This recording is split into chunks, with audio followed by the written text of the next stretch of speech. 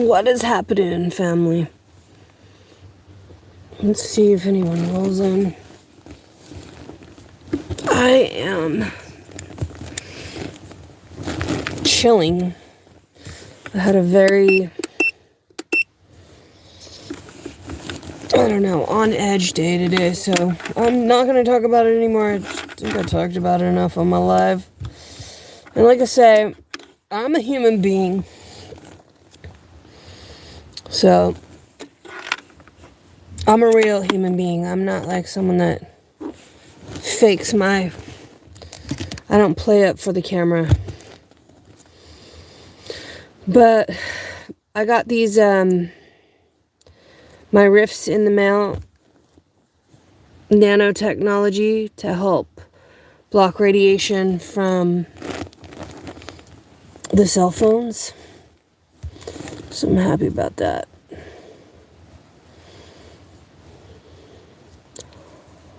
And then I also got a TikTok sample. This flashlight. It's like crazy bright, like a cop flashlight. It also charges your phone if you need to. And then it has a bunch of other settings.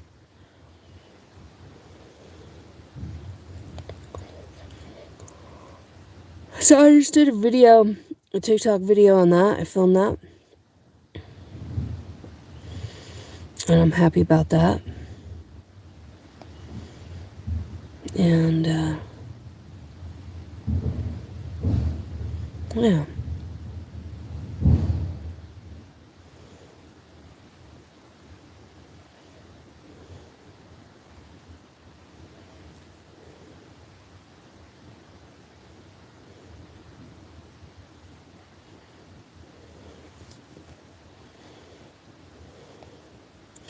What are you guys up to? Come say hi. Natural swimming pools or ponds are filtered organically rather than by chemicals. Nice.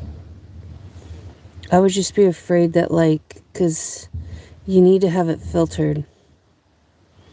You don't want legionnaires. You don't want legionnaires in your water.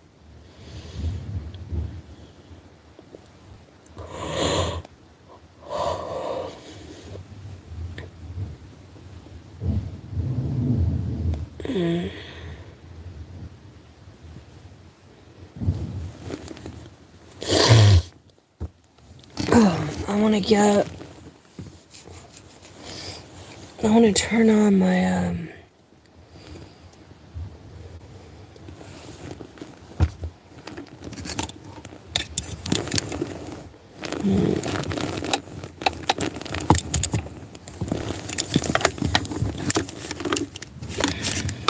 fan on. There's a whole bunch of workers outside right now.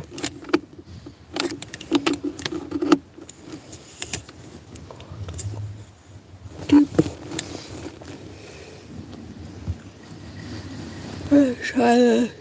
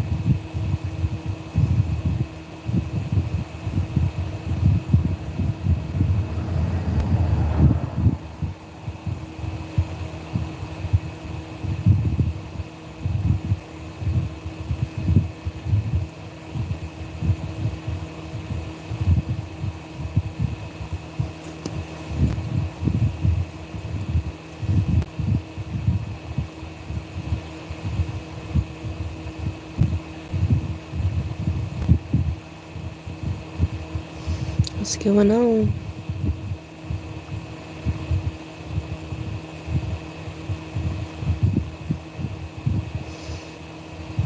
I'm watching this judge as if he's gonna let this girl get her car back. She's sleeping in it. My AirPod.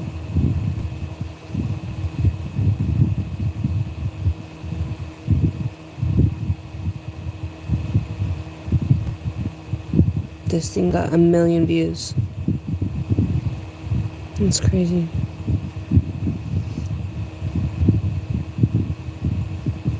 Now everybody knows where she works, though.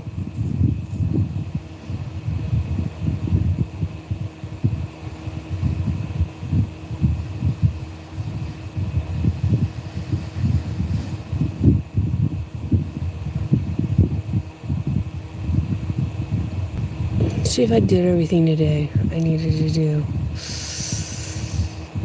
Except for my car insurance, I did everything. There's a renewal soon. I need to call them tomorrow.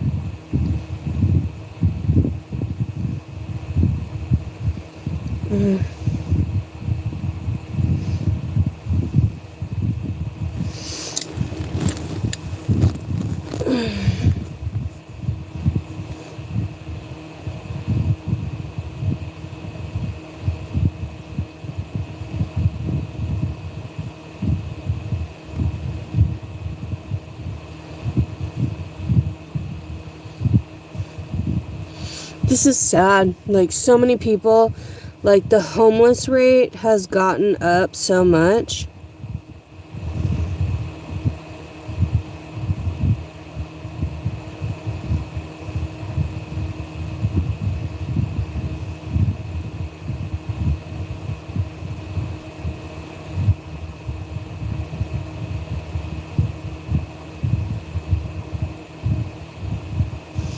It's crazy.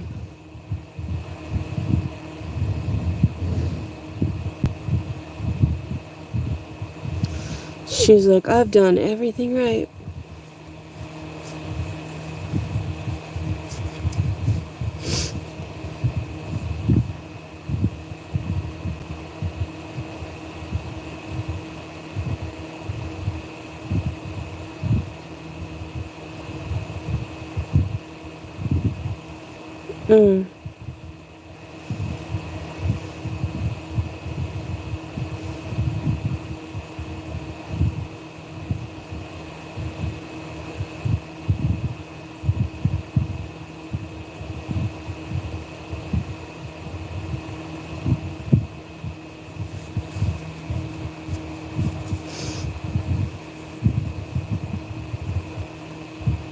So sad. She's sleeping on a bench.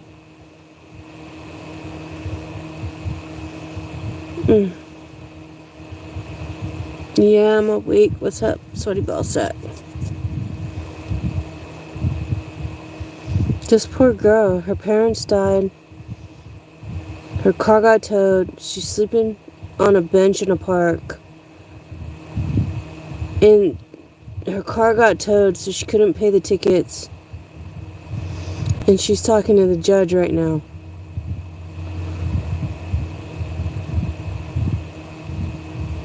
She's like, I'm doing everything. I'm going to school.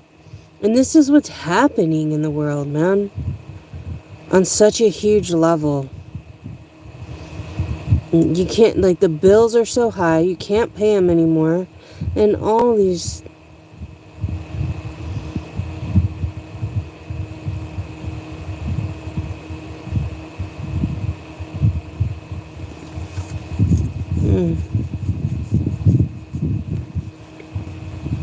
Dang. You know? And it's like, this is why I have an RV. Because one thing can shift losing your place, your home, your, like, I've helped people nationwide where they have a house. The husband has a heart attack and then they can't make the mortgage payment.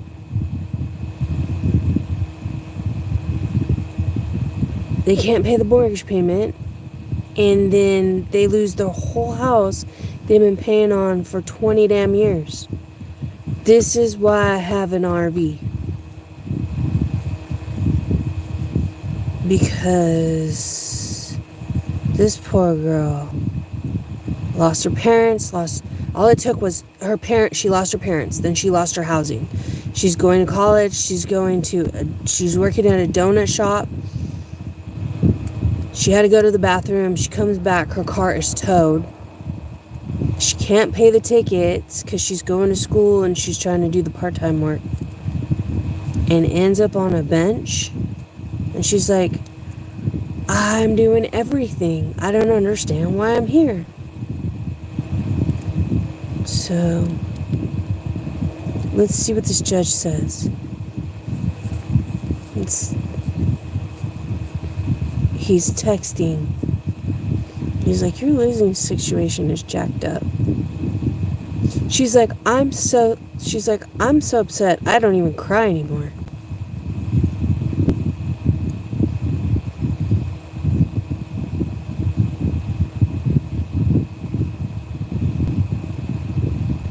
Mango Park Hotel.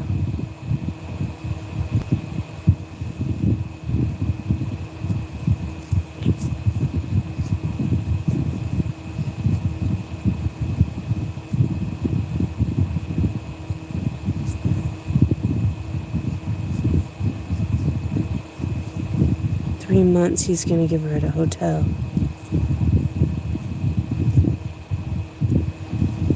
The judge is gonna pay for her hotel for 3 months out of his own pocket.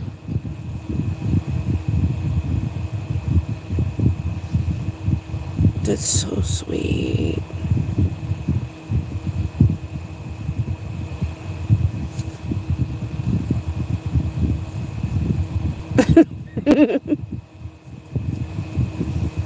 She said, whatever. He said, you got a place to stay. And she said, whatever.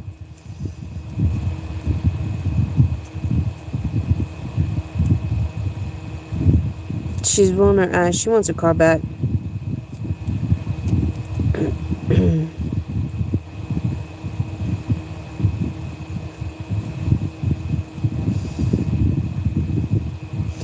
She didn't even have clothes to put on for court. She had to borrow clothes from a co-worker because her clothes were in the car when it got towed.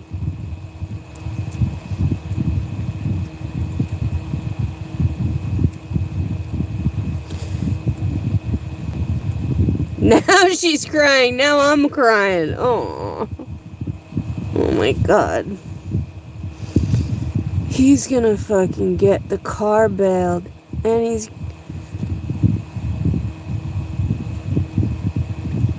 like, I got a friend in human resources. He's like, how much you paying for school?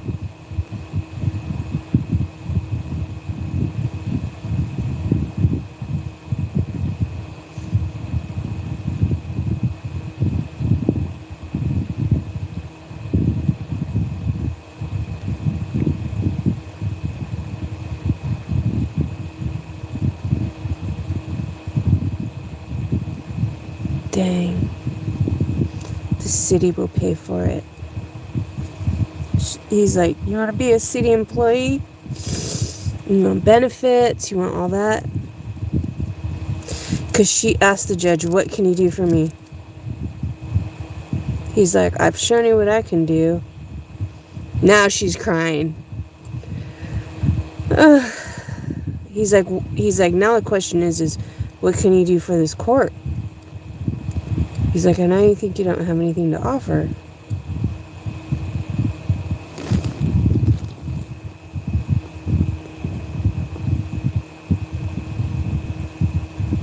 You have to live up to this opportunity you've been given. He said, you said no one helped.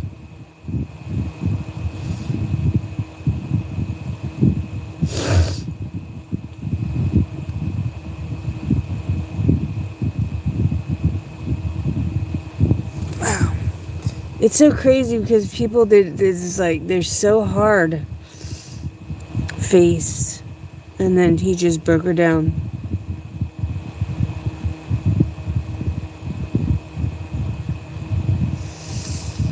She said all her family wasn't there. All of that.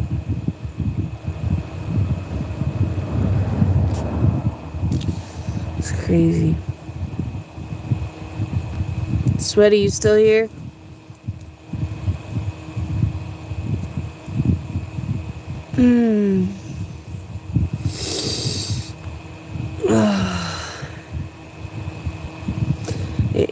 It could always be worse, you know? Today I was just all day complaining about this and this and that. I was just in a mood. And it's okay to feel that way, but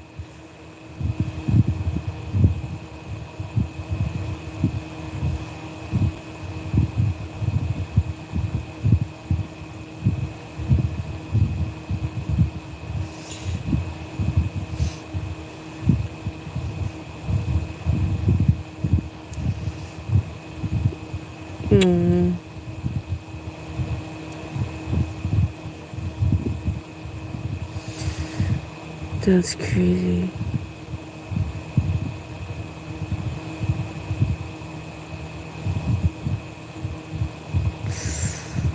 What are you guys up to, huh?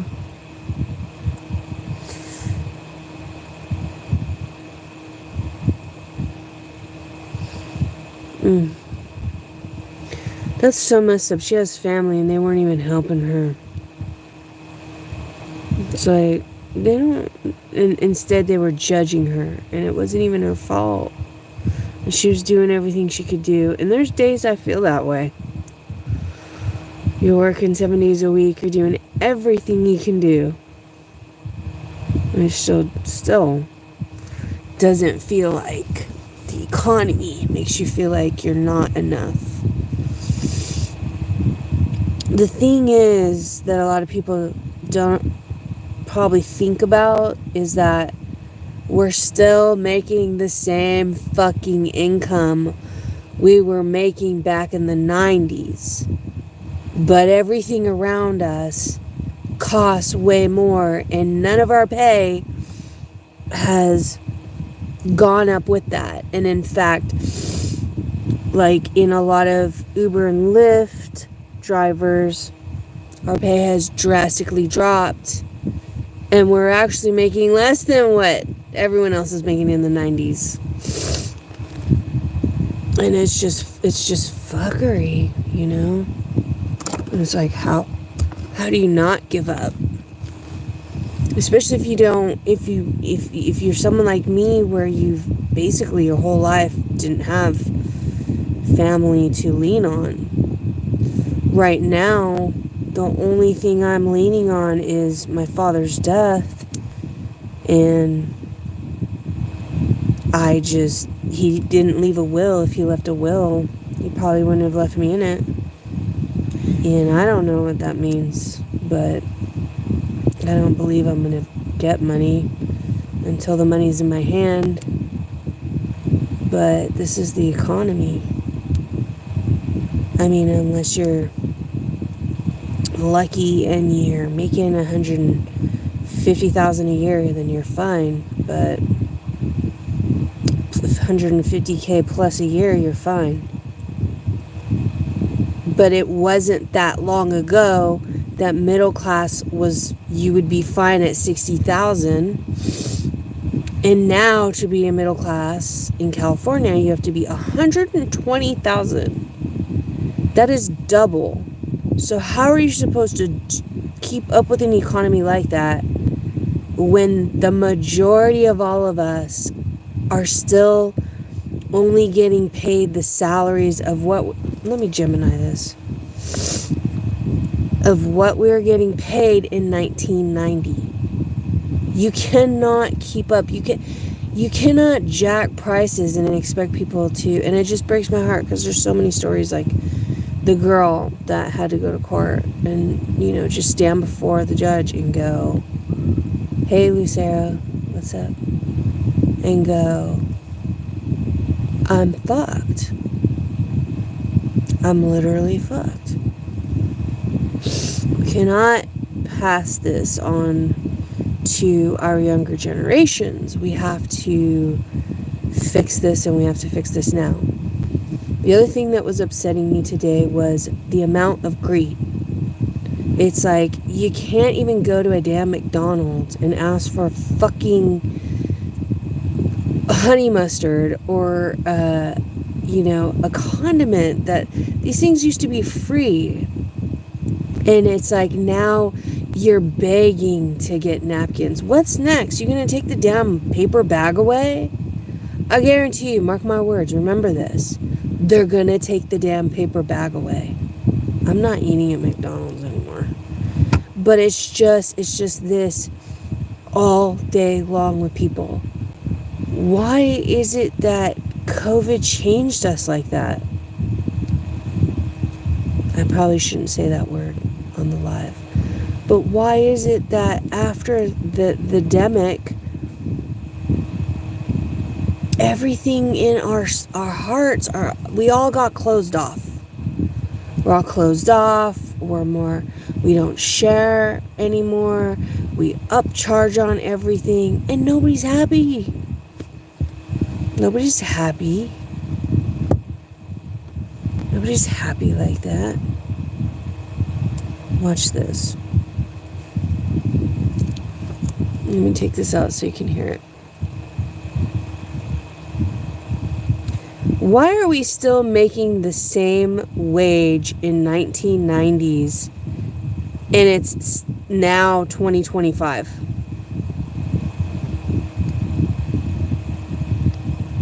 It's a common perception that wages haven't kept pace with the rising cost of living, leading to a feeling that we're still making the same amount as in the 1990s.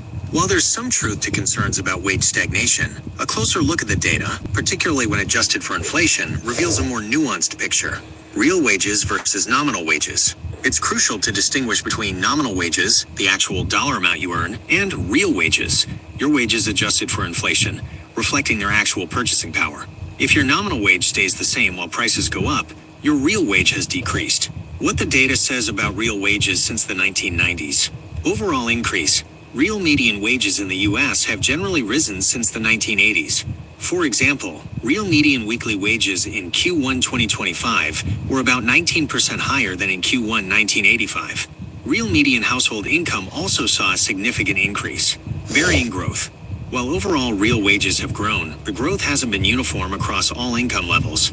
Lower and middle wage earners have seen less growth compared to high wage earners, contributing to increased income inequality. Inflation's impact. Inflation significantly impacts purchasing power. For example, $100 in 1990 had the same purchasing power as approximately $230 in 2025.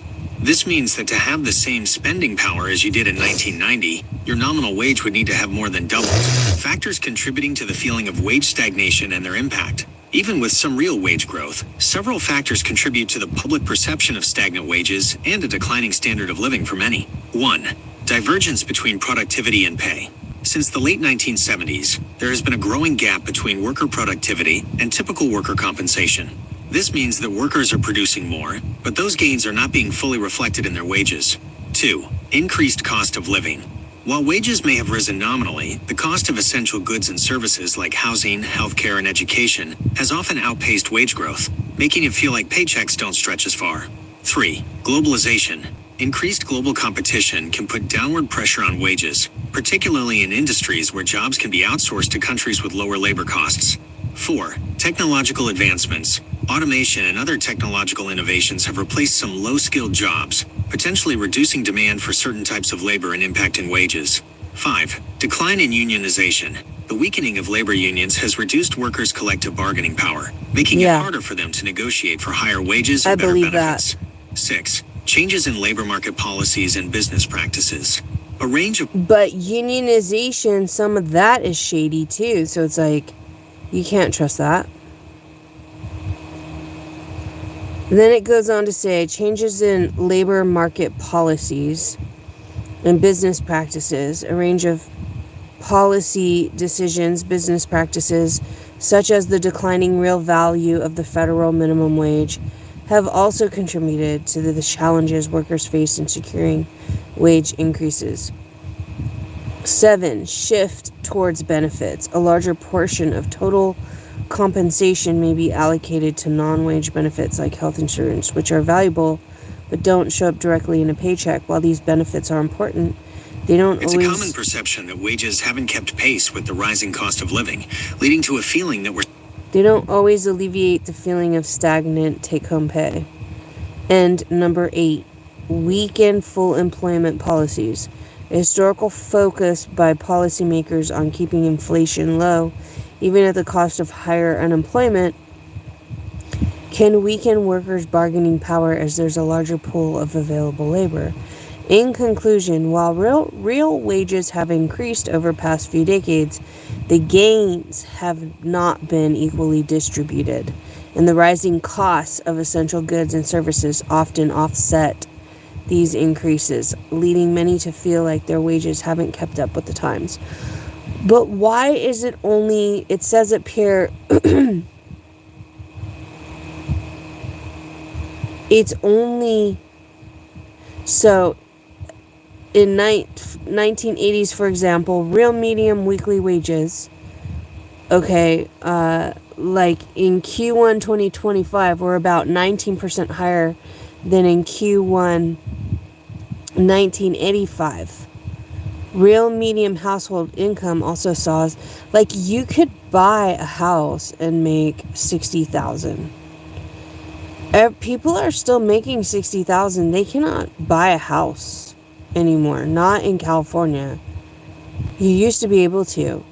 Now you have to have a partner that makes at least $120,000, and you have to at least make $120,000. Like, it's ridiculous. So this is the problem right here.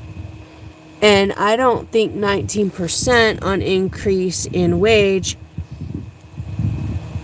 is good enough. And that's why people are ending up with they don't have any secure money in the bank. Nothing. In conclusion, while real wages have increased over the past few decades, the gains have not been evenly distributed, and the rising costs of essential goods and services often offset these increases, leading many to feel like their wages haven't kept up with the times. So, if you're throwing your one whole paycheck to rent and another paycheck to food and gas, at the end of it all, you're literally just working for the system. You're not getting anything out of it. You're not saving anything from that.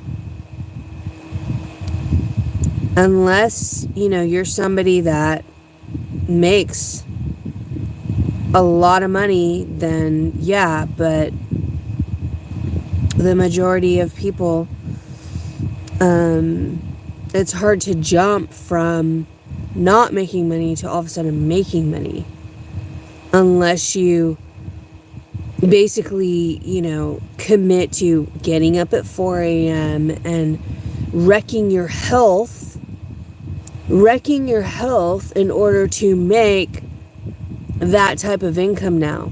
So it's like, you're screwed either way. You're going in debt either way. You're either going in debt by wrecking your health to make that kind of money, and the demand on you is going to be more because you're making that kind of money,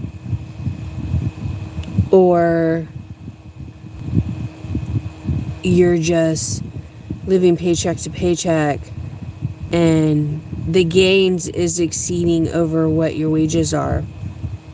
How do you hack the fucking system? Stop paying rent. There's a paycheck right there. There's an emergency right there. If there's things you need to do, to accomplish. You cannot accomplish goals if it's going to be like that. So, or you blow up on the internet and you have a product you sell and it goes viral, like these Shark Tank things, and then all of a sudden you're a multimillionaire. But how often does that really happen? Or how often does it really happen that you make $60,000 a month doing affiliate stuff? The thing is that eventually these corporations start ripping you off. They start seeing how much you're making, and then they just decide all of a sudden you shouldn't be making that, and they start dwindling back the earnings. You don't see that many YouTubers like PewDiePie becoming millionaires anymore. Why? Because YouTube doesn't need that anymore.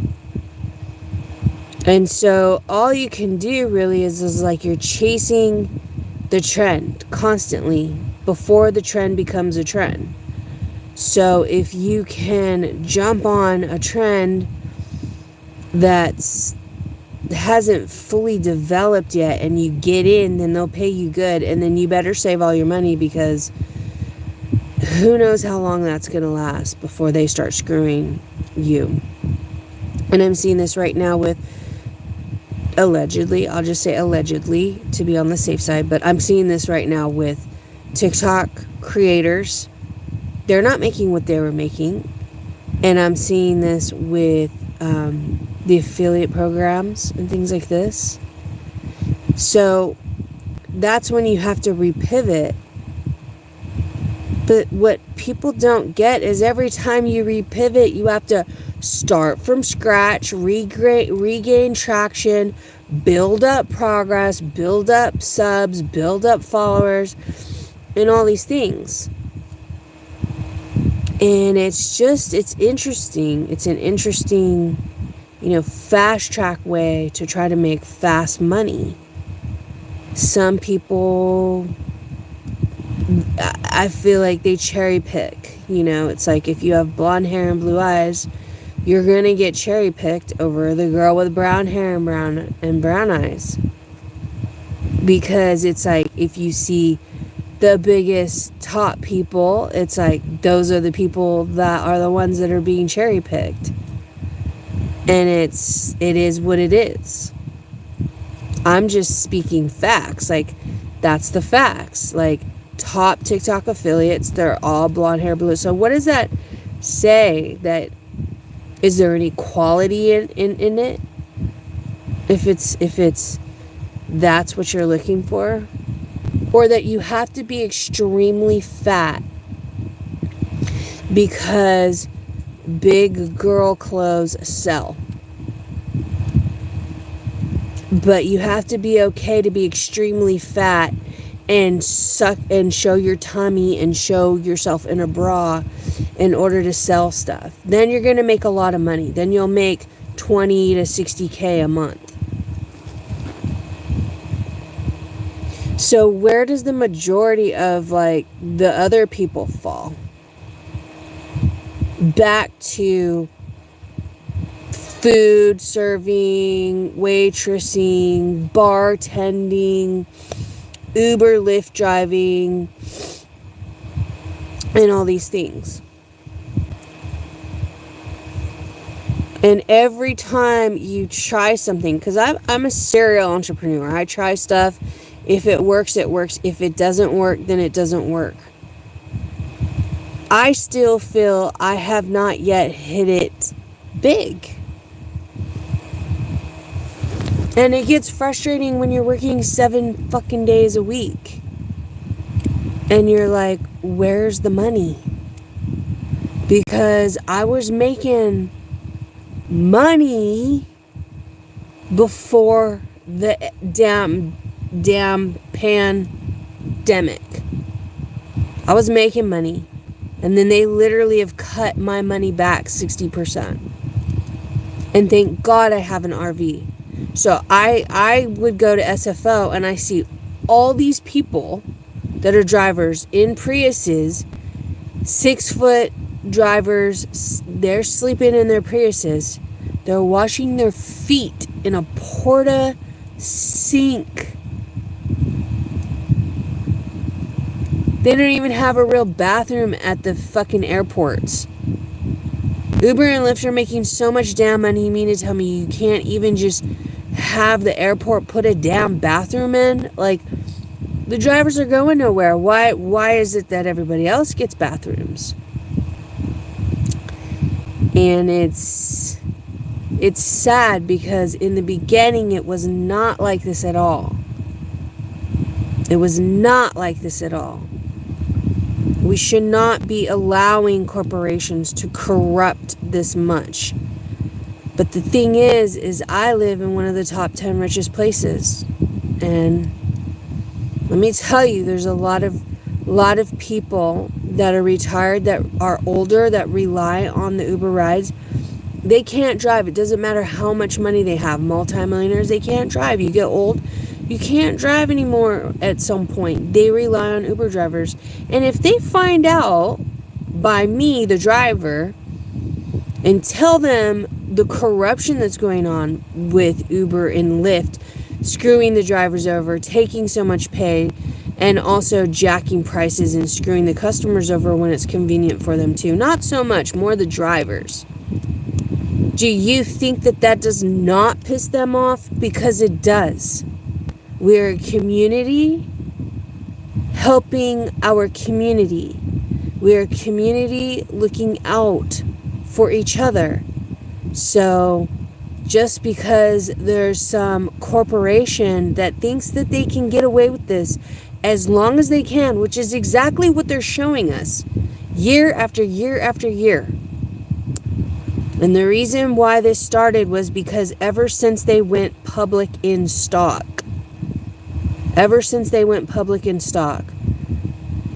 that started happening. And yeah, I could be like, well, I should be so grateful to have a job. Some people don't have a job. But the fuck? I'm getting paid 60% less. You understand I have high fucking expense. You want me to put a specific year car, make and models on your platform. I need to be able to pay $30,000 a car every other year, if not almost every year. Because that engine in that car is being driven down to the ground. Okay, well, why not just put a new engine in it? Well, I can't. There's the drivetrain that's gonna bust, and there's all this other shit. And unless you're a mechanic and you enjoy working on cars and you have money and leisurely time to work on cars, then go right the fuck ahead. But it's like, I'm not here to be a mechanic. I'm here to be a driver. So it's like, I didn't see it when I first started driving with Uber and Lyft. How it was like, oh, they're screwing over the taxi drivers. And they just fucked off the whole business. And then it's like, then they went public, and now that they're done screwing over the taxi drivers, now they're gonna go screw over the drivers. So it's like, if I have in sales that I sold $100,000 in rides, but I only got $40,000, how am I supposed to pay for a brand new car and gas and these high oil changes and all this? And then you're gonna ping me for like 15 fucking rides a day that are $4.32.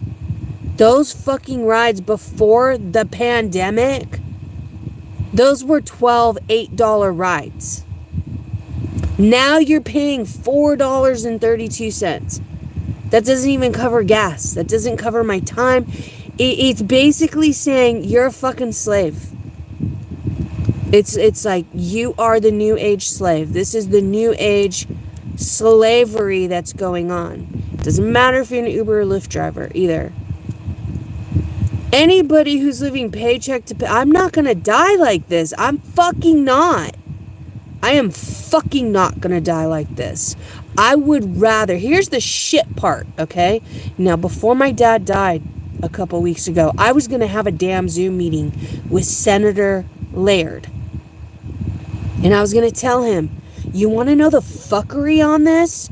You want to know the fuckery on this is that it's actually more profitable for me to go get $500 cash aid a month and not have a damn job.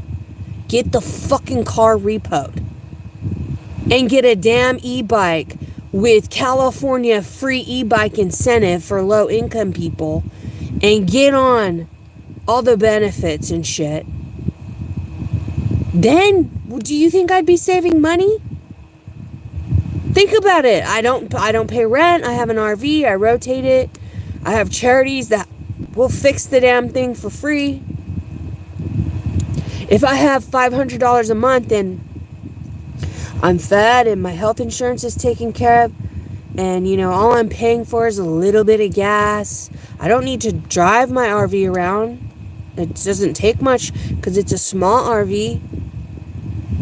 Or I work 7 fucking days a week and I drive my car into the ground in the red. I'm in the red on trying to keep my expense. Right, today they said I needed $419 worth of transmission fluid change. Where the fuck is that coming from? I got a car payment I can barely make off this damn bullshit because they're stealing so much of our wage.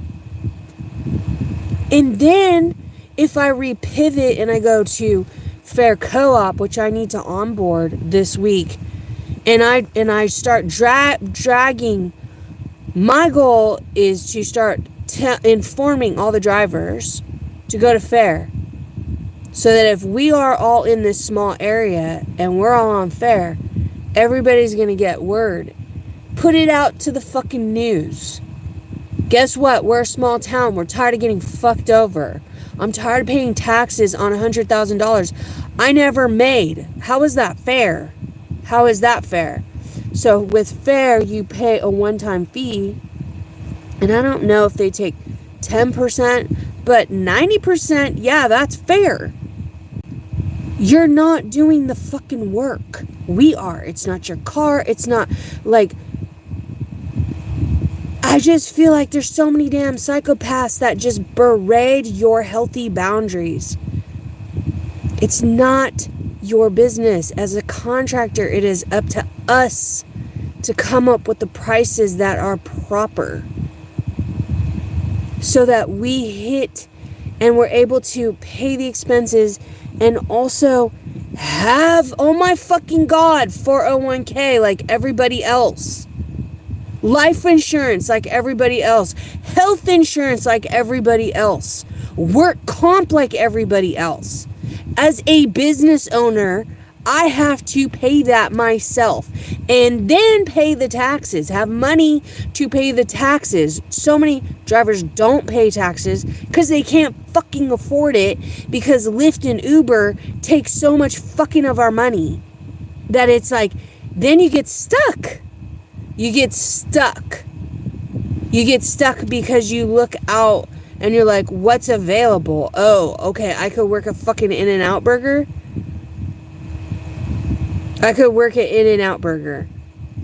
That's a slap in the face. Literally, drivers put their lives on the line every day more than a cop. Want to know why more than a cop? Because at least a fucking cop has a damn cage in the damn fucking car. They just have handcuffs, and they have fucking guns, and they have mace, and they have things that tase you. And Uber and Lyft are like, we're just going to have you throw 50,000 people in the back of your car. And no, you're not allowed to have mace. You're not allowed to protect yourself. The fuck? If it comes down to it, my life is more important than my job. My life is more important than a fucking job. And anybody that tells you different is fucking psychopathic as fuck. Because the cops protect their life. I have 50,000 fucking people. Do you know how many psychopaths I've had in my car? Let me tell you, if you don't know and you don't study psychology like me, okay? 1 out of 20 is a clinical psychopath. I've had 50 fucking thousand people in my car.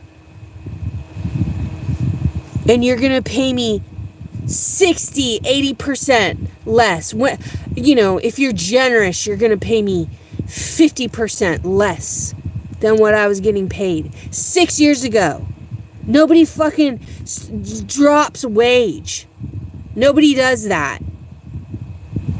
So what I'm saying is when I get frustrated in a day and I have people angling me over some damn fucking barbecue sauce at fucking McDonald's because people's hearts have gotten greedier and clenched off and like, you can't even get a damn fucking napkin. What's next? I can't get the fucking paper bag to a fucking piece of shit chicken sandwich.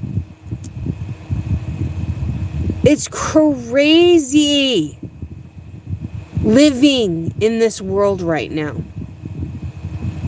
And if you knew what the 1980s were like or the 1990s, it was fucking nothing like this. It was nothing like this.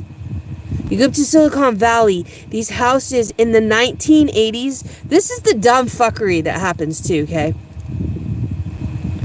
You go up to Silicon Valley where Google is, and you drive around the damn fucking neighborhoods, the houses, these suburban houses were only $250,000, $300,000. These motherfuckers are coming from all the parts of the world, jacking up the housing. It's not their fault, okay? I'm just saying these motherfuckers, okay? But some of them are entitled as fuck, because when you're a native to a state and you have people that aren't even fucking born here, and then you're like, the housing is so expensive, that's why I live in an RV, because the $230,000 houses are now $2 million. And the wages that I'm getting are still set from like 1990, 1985.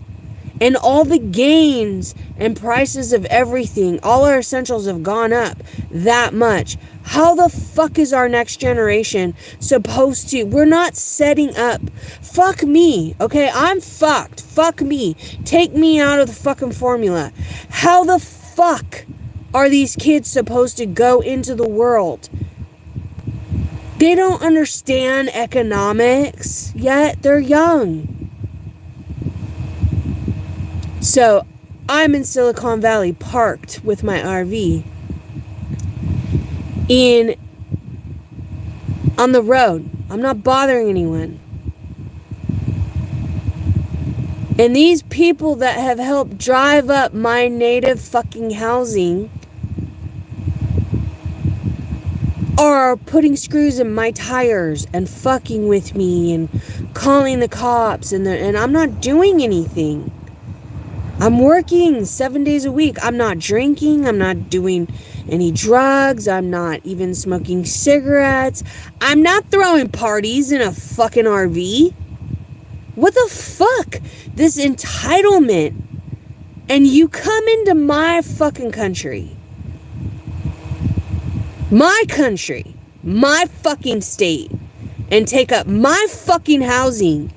And I'm okay with that. But it's not enough. You don't want me parking on the fucking street.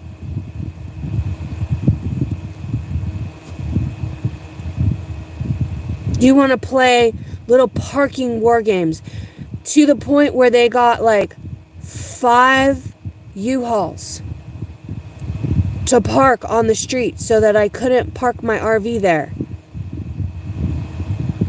Are you not happy enough? Have I not given enough?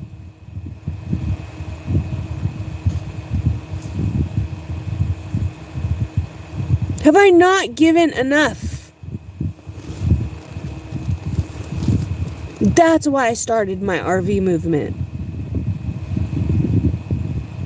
Because before I got into Uber and Lyft, I went to college. I had a 15-year business. And all my clients were multimillionaires. I had one billionaire. 2008 hit, the recession came in, and it's like they stopped paying on time. You're already waiting a month to get paid. And why? They have the money. This is like old family money. Because if they don't pay you on time, the more the money sits in the bank and they don't pay a bunch of people on time, there's more money in their bank that they get to collect interest on. And that interest makes them money. So, again, the contractors are getting fucked over.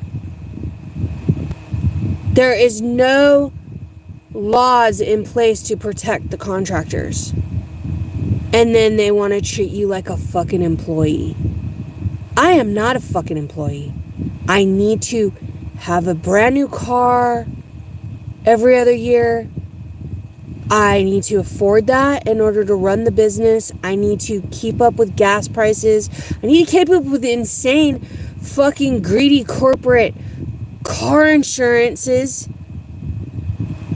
And they never pay out now. Have you noticed that?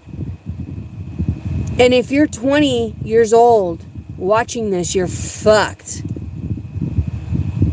Because your car insurance now is equivalent to a damn fucking $800 a month car payment, $600 a month. And damn, if you get into a car accident, you're fucked.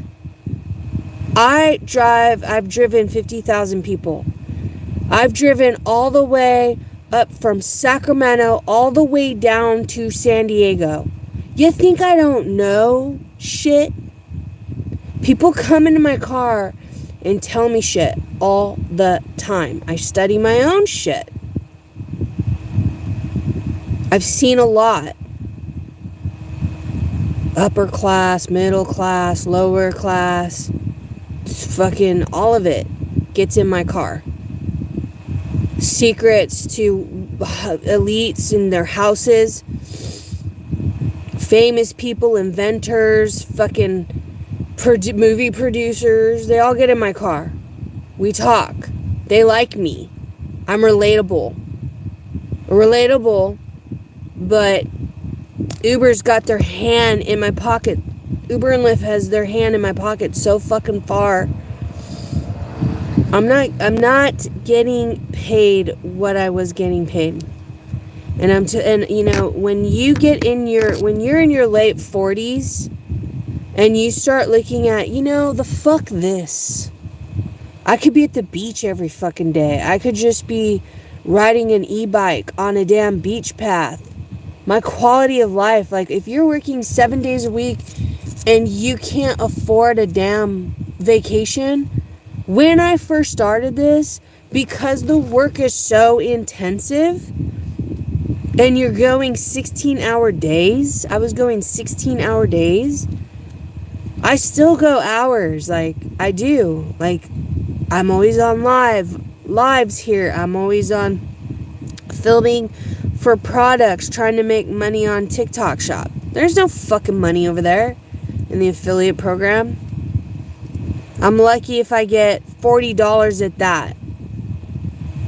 Because they've learned how to screw over the affiliates. And they've cherry-picked the top affiliates so that the top affiliates go on there and go, yeah, I'm making $20K. So that then you have all these other affiliates. It's like once you flood it, like if you have so many drivers, then supply and demand, then you don't have to pay them as much. Because there's more people driving, but the fuck? The referral money's gone. They find out how much money you make off of affiliate referral money, referring drivers, like picking up a channel and training him like in the beginning, like some of these other channels did. And then they're like, oh shit, they're training the whole damn international world because the power of the internet, the power of being here and just sharing this right now reaches people, and then they're like, no, we don't want them to have that much money. We're gonna tail it back, and we're gonna say only in your little area can you refer. You just capped that business. You just controlled that, because then you don't have to pay out as much. But in the end, the thing is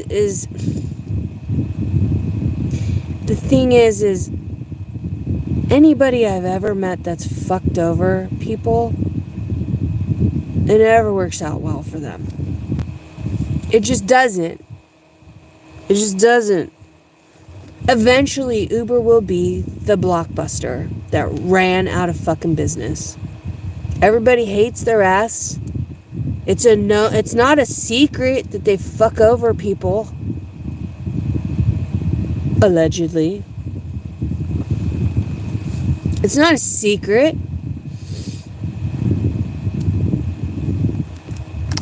It's not a fucking secret. And somebody will come in, like Fair Co-op, or somebody will come in, because you cannot keep controlling at this level.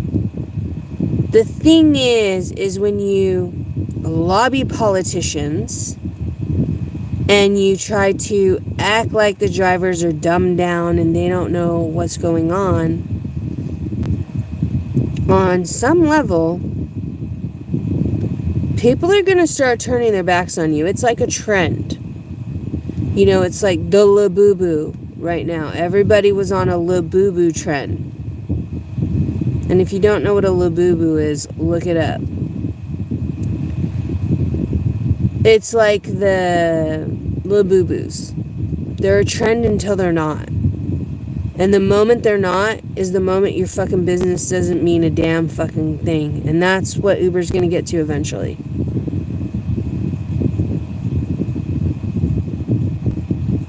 That's what Uber's going to get to eventually. And if they do the flying car thing that they're trying to do, it's not going to work. There's not going to be as many drivers doing that. Not everybody wants to fucking fly drive. The government is the one that's training on those vehicles right now. Unless you got everybody in the sky, which not everybody wants everyone in the sky above them.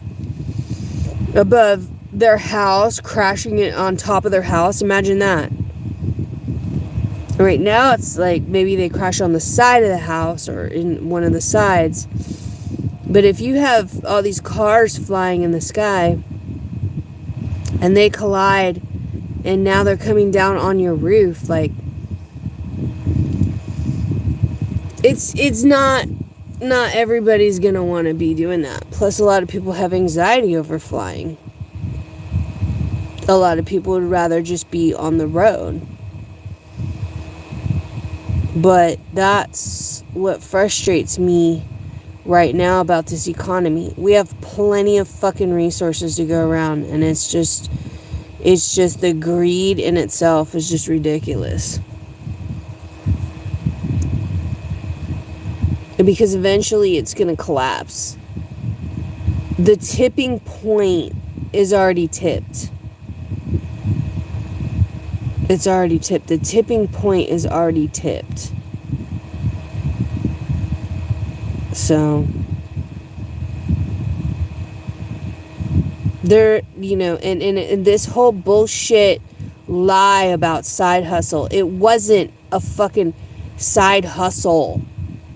Fuck that word, side hustle. It makes it sound like there's not money in this. The transportation industry, there's so much money in it. There's no reason for it to be considered a side hustle. I fucking hate when people say that to me.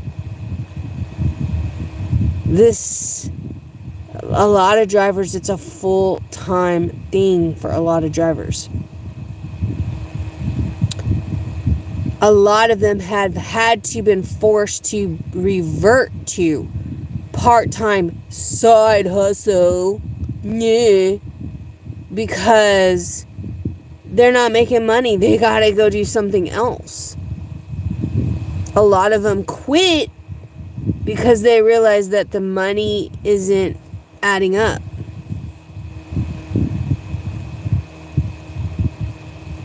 And then throw in the gamification, and then throw in the, like this guy who drove me today, he's retired, and he's like, I just want to get out of the house. Okay. At what fucking cost? Because you're doing a job that, in my market, you're just depreciating a brand new car.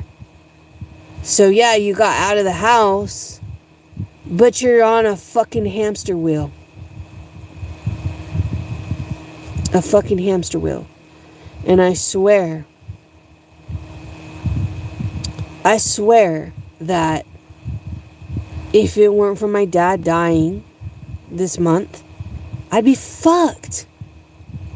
Like, I'm so far in the red.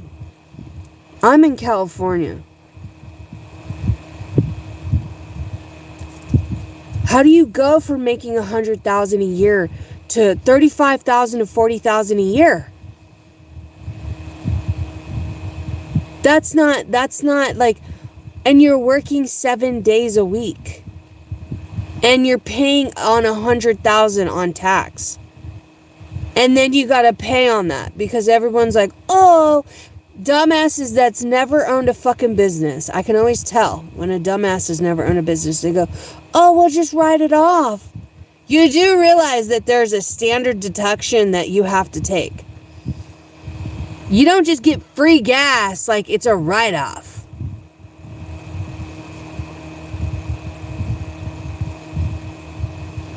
They're not going to pay for your fucking... It doesn't work like that with taxes. You're fucked. Because, and then it's like Uber and Lyft have these offshore accounts. They're not paying taxes. They're offsetting everything on the backs of the drivers. And let me ask you, have you thought about why our government is okay with them screwing the drivers over? How come they've never stepped in? Because I've thought about it. And VIA, did a test pilot program before the pandemic. Before the pandemic, VIA did a test pilot, and Cupertino paid them $1 million. They said, go find the contractors. We're sick of paying 401k to the bus drivers. We need contractors to come in and offset these high costs. Where do you think they get the public transportation money from? The fucking government. So if the government is saving money, that's one less bus on the road, one less employee, one less work comp, one less 401k, one less bus to maintain all the expense, high costs of buses, city buses. The fuck? They're like, the fuck? Well, we'll just fuck over the contractors. We'll just put it on the backs of the drivers. We don't have to pay them workman's comp and all that. They're contractors. And then what does VIA do? Or like Uber or Lyft, what do? They fuck the driver over. They do things on the app that they call glitches. It's not a fucking glitch. They lie. I literally got test baited. They said, go out. I drove there, and they said, go out and drive right now. I want to test beta. And then they slammed me with a forced brake. I'm like, you need to fix that. They do that on purpose. Because then they're not paying you as much. So if they force you on 30-minute break, how the fuck are you going to force a contractor on a 30-minute break? I'm not an employee. And you're doing this nationwide. VIA. And then when you catch on, they can't fire you, but they deactivate you off the platform. Because then you're trying to go into accounting and go, this was a glitch, give me the money back. And then you're trying to sit there and fight for little dollars. Meanwhile, they're making millions forcing contractors on, and it's like game after game after psychological, psychopathic fucking games. Because they already got the millions, so now they want to hold on to it, and now it's how can we fuck the drivers over and then still give the city drivers that will drive these fucking people so that they don't have to take the bus anymore. Because people would rather not get dropped at a bus stop. They'd rather get dropped at the corner to their neighborhood. And they were having me and some other drivers doing that. But I worked for a guy who's certified as an accountant.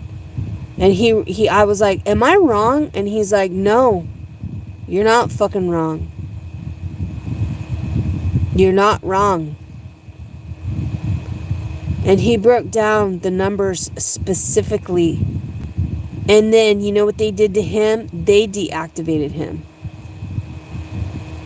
So, what I'm saying is that if the government is getting kickback off the backs of the drivers, and Uber and Lyft are lobbying with politicians state by state, federally and state by state, this is happening. But the problem is there will be a collapse, because you cannot push the drivers this far and expect us to hang the fuck around.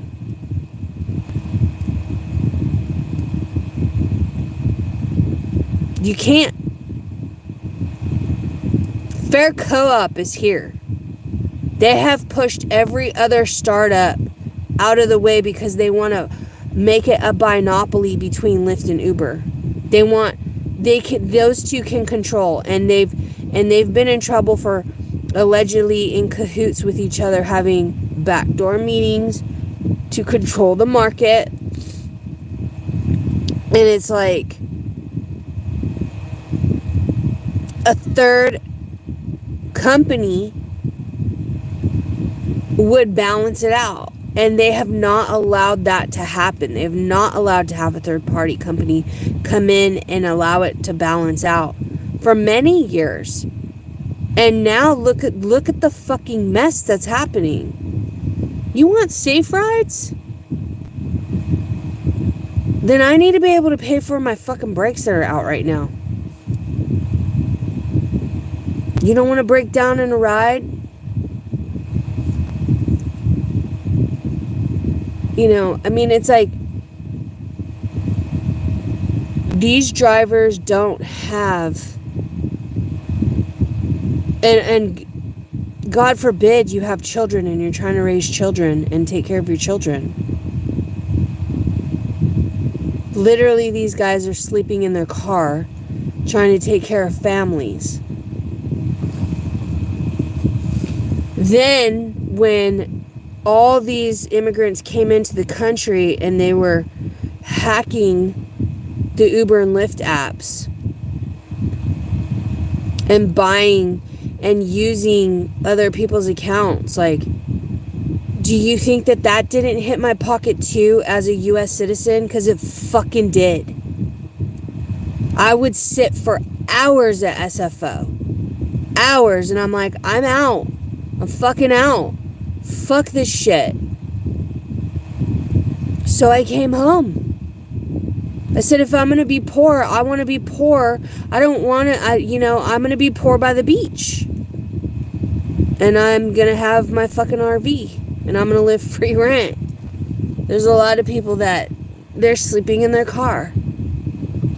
They don't even have that luxury. When it gets to a point where you have to choose between making a car payment or paying rent, that's fucking sad.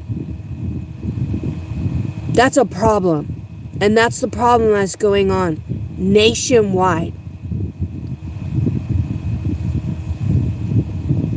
And if you're married and you cannot even afford your mortgage, like some of these people I've helped with government grants and things, when I was helping thousands of people doing that, I'm taking a break on that for a month right now until I regenerate that. But I was working with a celebrity grants guy, the biggest celebrity grants guy. And now I'm venturing on my own. Because any fucking middleman in business, they're shiesty as fuck. They just think they can come in and act like they're the ones doing the work when they're not. Any fucking middleman, like TikTok's doing it right now. To the creators, the affiliate creators, the creators that go live, it's like, if the creators hit 1 million views and TikTok was normally paying $4,000 for them to hit that 1 million views, it's like, now all of a sudden they got a violation and now all of a sudden they're not eligible to get paid that. Oh, how fucking convenient that you're not paying the $4,000 out, TikTok. Middleman. Every fucking middleman. We gotta cut the middleman out. With Fair Co-op, what I really want to test beta with Fair Co-op, and I'm gonna go serious on that. I'm going to start taking fucking Uber and Lyft rides in my area so I have an opportunity to talk to every driver in my area. There's about 10 of them. And I'm going to talk to them and say, look, are you done getting fucked over? Switch to Fair. If we all switch to Fair, then our little community is going to be forced to make a change. Because not all of us can afford, depending on what market, not all of us can afford to just go out and be a private driver and then again rebuild shit. Not every market is designed like that. A lot of these rides have to be run-of-the-mill. A Carl's Jr. employee trying to get to fucking work and get home. Because why? Carl's Jr. doesn't pay them enough to pay rent and have a fucking car. So either you're paying rent and you don't have a car, or you have a car and you're sleeping in your fucking car. And you're paying such high car payments just to have a fucking car, but then you don't have enough money to pay rent because the fucking car insurance and shit. That's why I'm saying, at some point the levee's gonna break, and either everybody just goes on fucking government aid, which that's not smart. That is not smart. But if the numbers don't make sense, and you're gonna make, and at the end of the month you're gonna have more money going on government aid, you gotta do what you gotta do. Because I'll be fucking damned if I'm doing this shit the way I've been doing this shit much longer. When you say budget as much as possible, what I would like to say, how? How the fuck how? How can you budget when essentials are up? How can you budget when you can't even get a damn fucking barbecue sauce? Can't even get damn fucking napkins at McDonald's anymore. How can you budget when car insurance is so damn irate? There is no budget. There is, hopefully I can pay my fucking bills this month. That is the budget now. That's the fucking budget. And the only reason why I have property in Colorado, I was supposed to still be making $90,000 to $100,000 in Uber and Lyft. so that I could put a house on my Colorado property, bring in, dig for septic, put in a fence, put in a water tank, or drill to see, do a perk test to see if I have water underneath my property, so that I could put in a $50,000 house to rent out, to then have my retirement money. And then they fucking dropped everybody's income down to like 35, 40,000 from 100. Make it make sense. And they're, and 80%, they take 80%. They're taking 60% in California and 80% of the driver's fare. In the beginning, they were only taking 10. That's fair. 10% is fair. But you're a fucking app. Know your fucking place. So, you know, like I say, I don't know how the next generation's like. It doesn't, a lot of these next generations, they're like, it doesn't make sense to go to college.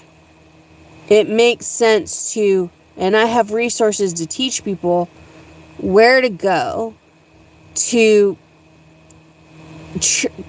get paid while you train for these high paid careers. Like I said, I'm not in my 20s. I'm not going to sit here and fucking retrain for some shit that I don't want to do.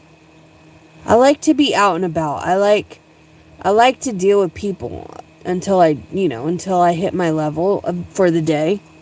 I like to come home and recharge. But there really is no future for these kids moving forward if we keep paying $19.90 wage and essentials like out of the fucking roof. Like, Jesus Christ, like, do we have to go back to Amish and like make all our shit just to save money? I'm literally like, today I'm like, why is it $80? $100 to do a damn oil change. I'll go do that shit myself from now on. And save myself. That's a whole day's work for me. A whole fucking day's work for me just to do an oil change. And then I haven't even paid tax on that shit yet. Make it make sense. It doesn't make any fucking sense. And you get stuck in it. You get fucking stuck in it. Or, because I'm a woman driver, I have men that think they could come in and be like, oh yeah, you can private drive me. And then it turns into some bullshit sexual shit. I'm not here for that. Why? Because I'm a woman, you think you can't take me seriously in business? I literally had a guy that I drove to his $30 million mansion. And he literally was like, come in, have a glass of wine. And I'm like, look, you fly a lot. You want me as a private driver? I'm not here to suck your fucking dick. Okay? And I literally had to tell him that. Why is it that men treat women like that when we're trying to make a movement? And today I was irritated. It was like, I go to the dealership. I gotta worry about the fucking guy that, wants to give me a hug. I know why you want to give me a hug, so you can fill up my chest. You're not getting a fucking hug from me. I'm not here to do that.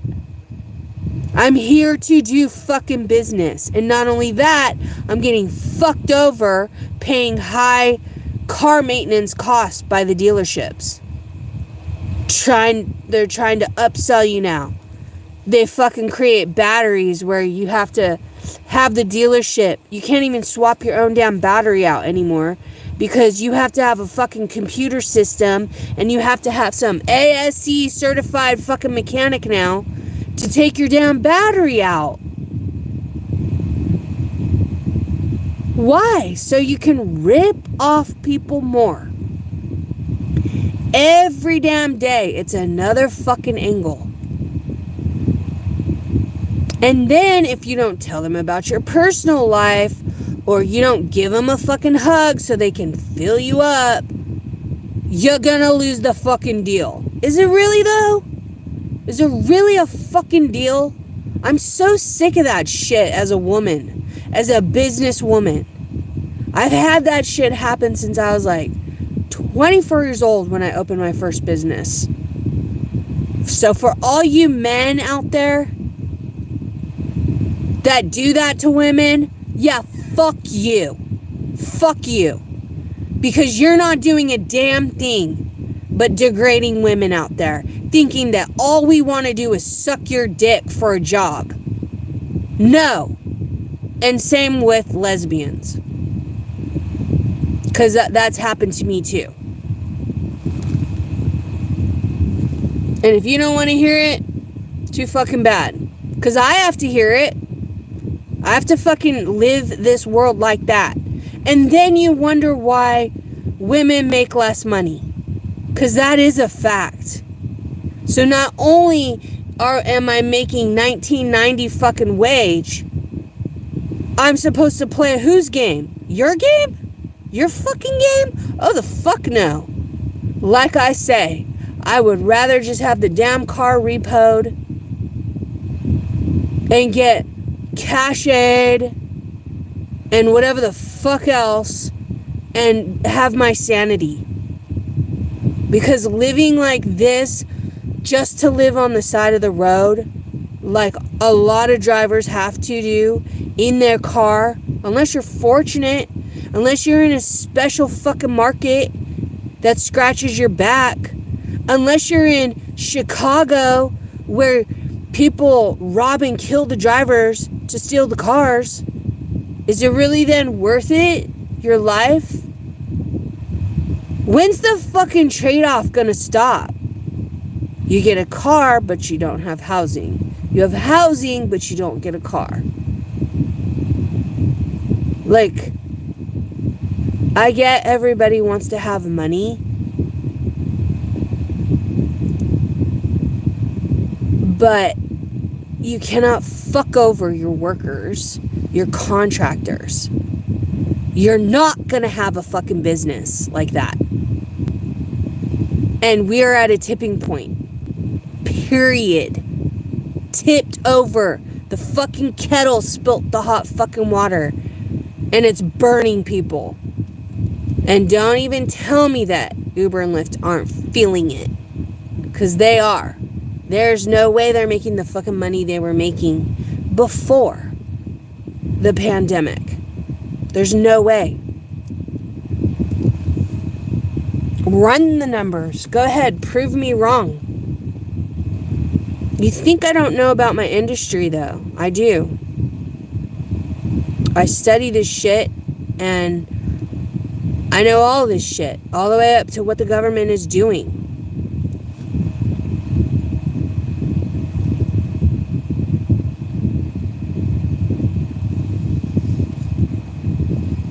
Like I say, it really sucks. If my dad didn't die, I'd be fucked right now. And a lot of drivers are not that fortunate to have a father who has things. Has money or had money or whatever. It's gonna be a lot of footwork for me to do what I gotta do to sell his things. But if it weren't for him, there's no way, and I'm not even making a promise that I'm still going to get out from under how in the red I am with the car loan that I have right now, because my car is well depreciated more than what I owe on it right now. To roll over the debt is a whole $28,000. To trade it in, nobody's going to give me $28,000 right now. So to have 174,000 miles on a 2022 That's what I'm saying. Like, there's only so many times you can trade in, because not all drivers can just go out and get a brand new car. So they're stuck in payments, they're stuck in the interest, they're stuck in, being forced to depreciate at a rate that doesn't make sense financially. And then you can only trade in cars so long. And the damn rental program isn't going to get you anywhere except more in debt. And Lyft and Uber has capped that market because they got greedy and they had to take money from that too. And it's like, I'm so sick of it. I'm so sick of everybody being so fucking greedy. I'm sick of it. Aren't we here to help each other? Aren't we here to help the next generation? Make life easier. That was so fun in the 80s, dude. I just want to go back to the 80s and the 90s, let me tell you. Because 2025 and all this entitlement and greed, get the fuck out of here. I can't deal with people like that anymore. I fucking can't. It breaks my heart for our next generation. It really does. It breaks my heart.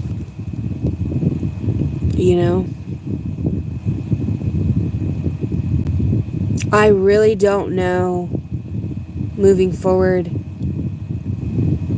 how much longer drivers can keep stomaching $4.32 rides.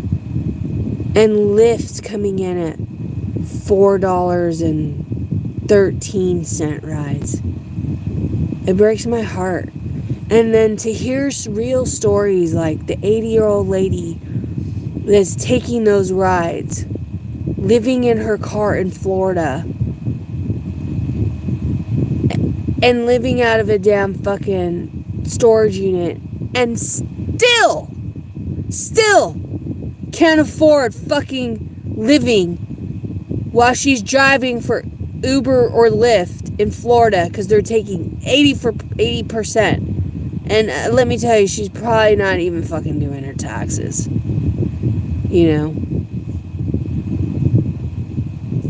She probably can't even afford to do her taxes. She can't even afford to pay the storage unit or the car. It's a fucking run to a shit show. It's like watching a collision coming at each other. And you can only do it for so long. And you get stuck. It's like when I was 16 years old. And I was like telling my dad, can you please just buy me a car? And he was supposed to buy me a car. He never did. And now, because he didn't leave me a will, and because I'm next to kin, I get the cars. But it's like, I gotta sell them.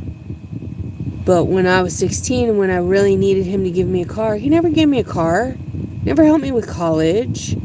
So it was like when I was 16 and I was like, I need to have a car to go to work. But in order to get a car, I have to go to work. And you get caught in this fuckery cycle. And I just remember when I was 16 just spinning my head like, how the fuck am I going to get out of this? And what happened was I started working part-time because I was going to school in high school. And it still wasn't enough to get a fucking car. Because they see a teenager, they're going to fuck the teenager over on wage.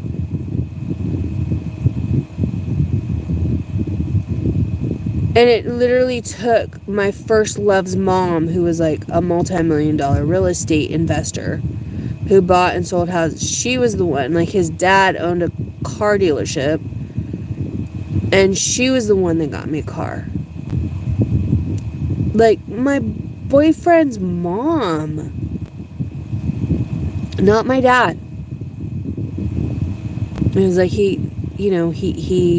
did that, and it is what it is. Like, I'm not here to, but it's like, that's what Uber and Lyft remind me of, is when you get caught in a vicious cycle and you're like, how the fuck do I get out of this shit? And every time you pivot, and then it's like more middlemen are coming at you, fucking you over. It's like, oh, I'll go over here because people are making $20,000 a month. And then you join, and you just join at a shit time when they start fucking everybody over and not paying that anymore. Unless you are already on the in, because you can't not pay your star affiliates or your star creators, because if you don't, then you're not going to have a TikTok. Or if you don't pay your star people, then those star people will start talking, and they have following, and you don't want to do that, so you have to pay them. But all these other people that come in like, oh, I have hopes and desires and dreams, it's like they're not big enough, so it's easy for them to fuck you over. And so that's how middlemen, like online, I'm seeing that's what's happening. I'd like to think that YouTube will not do that to me. I really would, because the hours I've put in, and this is why I like to be online, because I don't need to be dealing with these guys that see me wanting to make money or needing to make money, talking about doing sexual acts with them, when I'm there being a business lady and showing up as a business lady. And it's like, I'm so sick of that shit. That shit has been going on in my world since I was a young lady that started work. It happens more often. I feel like a lot of women don't talk about it, because if they talk about it, then, they'll lose their job. And that's actually kind of what happened to me with one of my things that I was doing. Talked about it, and now I don't have, I lost that contract. So,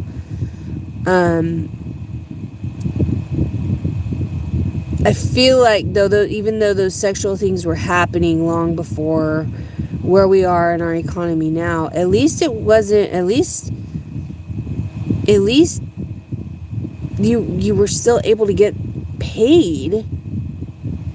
You still had to deal with shit like that, but at least you were able to still get paid. So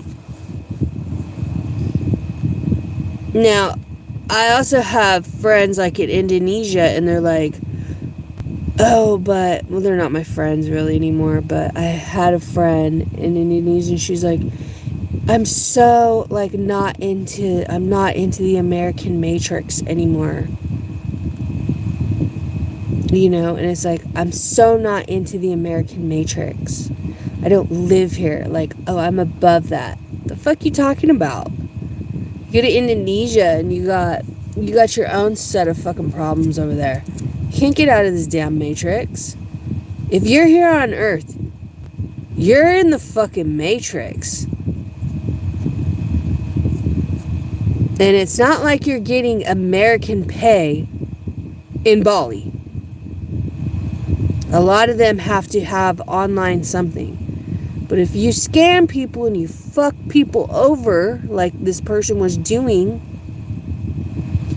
the fuck? You're not gonna have return customers trying to sell life coach packages at $1 million a year and shit, talking about, I can make you more money. Yeah, the fuck you can, if I don't pay your ass $1 million a year.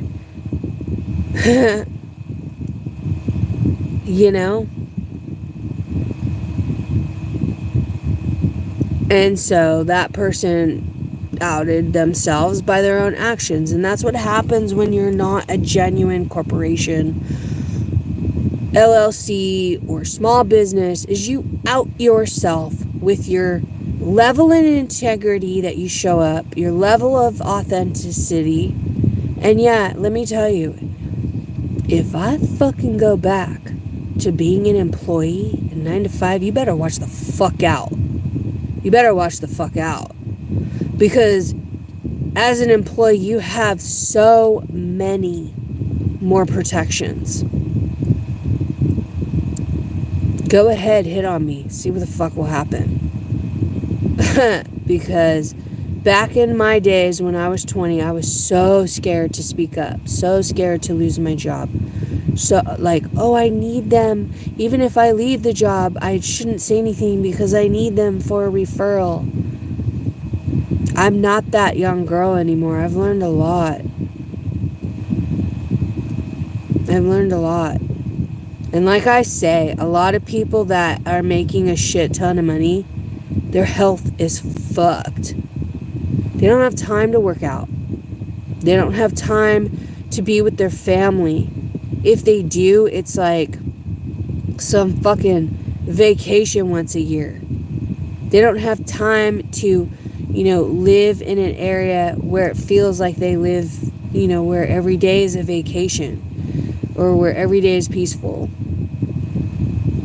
They don't have time because they're too busy fulfilling priorities to their job. Their job will come first. Their bills will come first. Their clients will come first. Your wife is put on hold. Your kids are put on hold. Sure, you might have the money to fucking pay for, little Joey to go to fucking soccer school. But you probably can't go to the damn game. Because you now got to go pay a mortgage on $1 million house that was really in the 1980s only worth $230,000. You're a fucking idiot.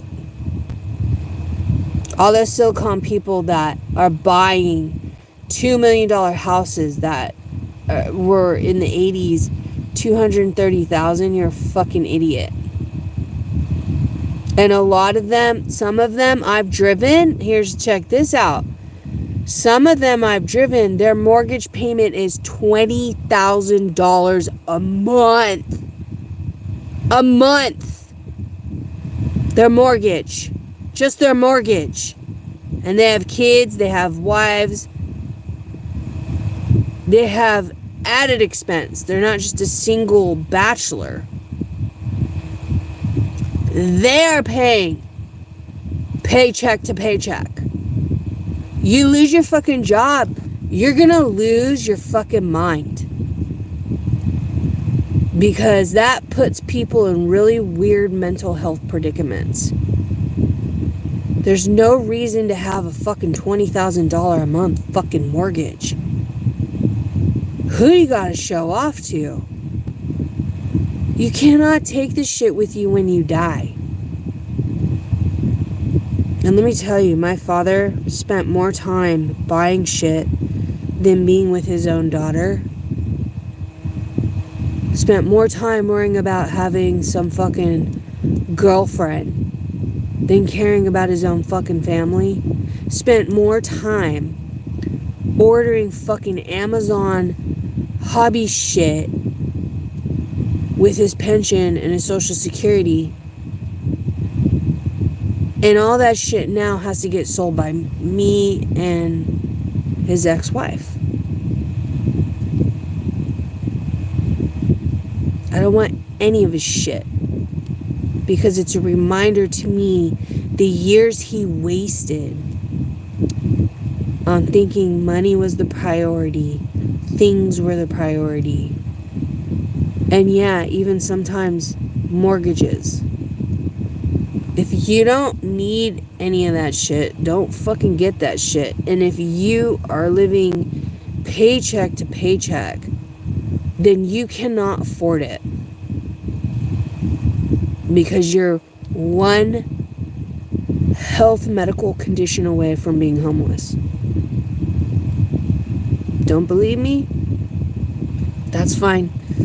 But if you're living paycheck to paycheck and it happens, remember what I say. You'll remember what I say then. Because I've like I said, I've helped over thousands of people with grants and grant-like resources. And they would come to a private platform where I would host and teach this as a contractor with the company. The celebrity grants guy, Matthew Lesko. And it's like unbelievable nationwide, the fucking epidemic that's happening after the pandemic. This shit is really, really seriously happening. Can't even afford a damn hotel that they're living in. Can't afford their storage unit. They just need land so that they don't get kicked off of the land. You know, how do I get land without having money to buy the land? And I would show them things like that. But anyway.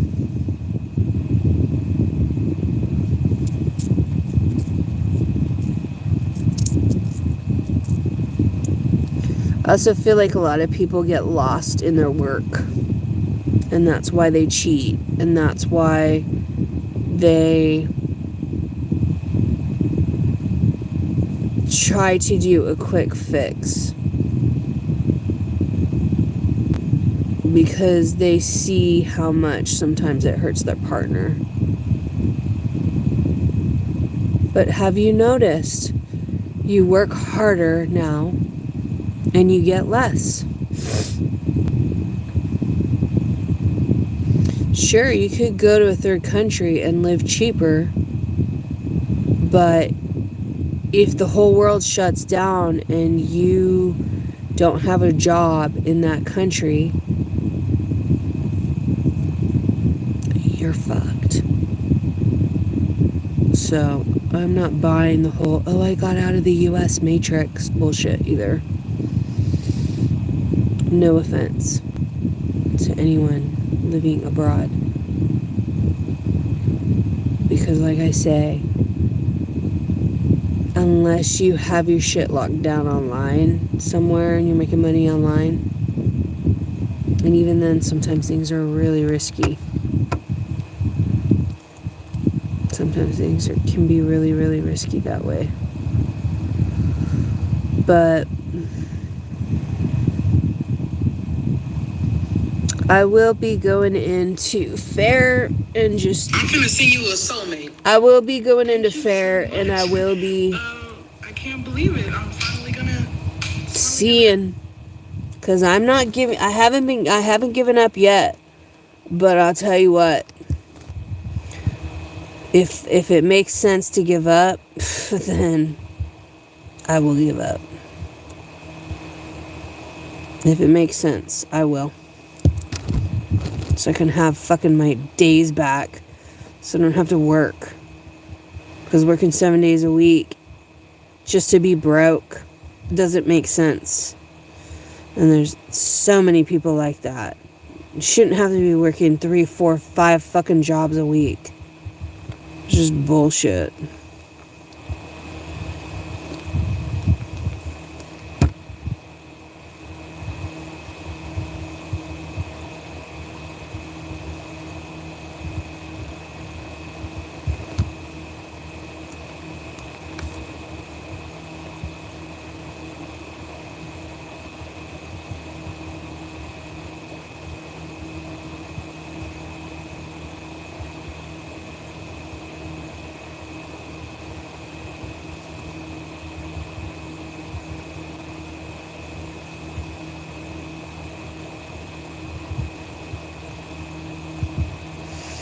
I like this chick's content. She's fucking good at it.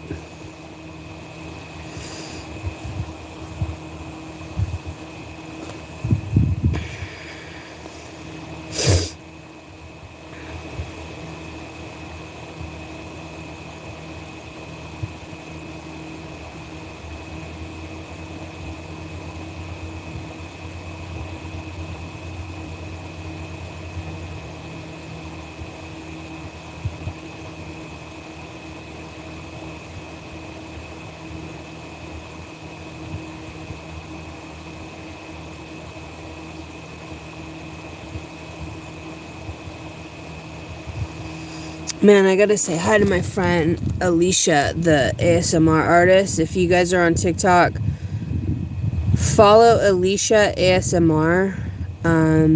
She's one of my friends on here. I should probably tune in on relaxing because I could get really fucking hopped up.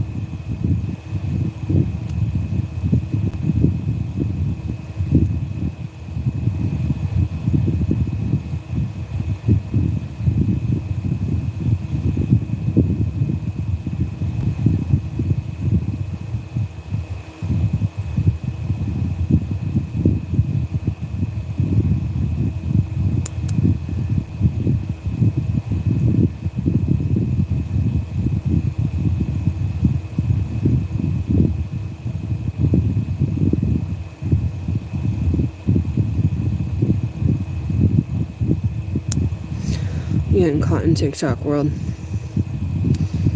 So the fucking devil wants me to do him a favor. I've done you way too many fucking favors, devil. I don't owe you nothing, devil. I fucking don't have... I'm not indebted to karma, devil. No. I ain't doing you no fucking favor. The fuck out of here with that. I'm serious.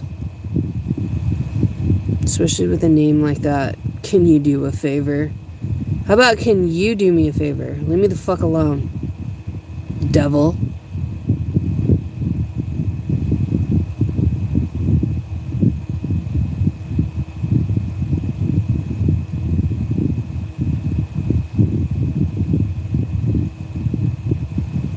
How many more fucking favors does the devil need? Let's put this motherfucker in a timeout.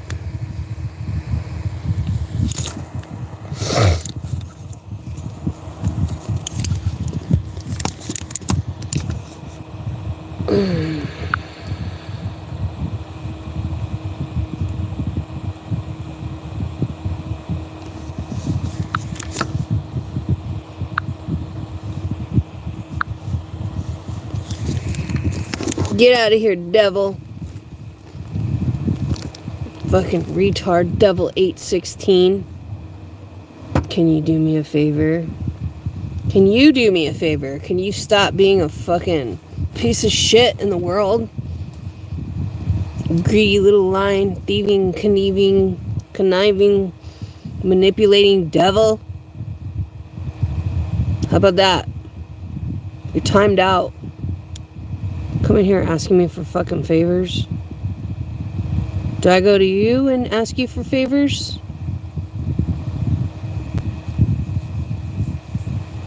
I'm over here fucking working.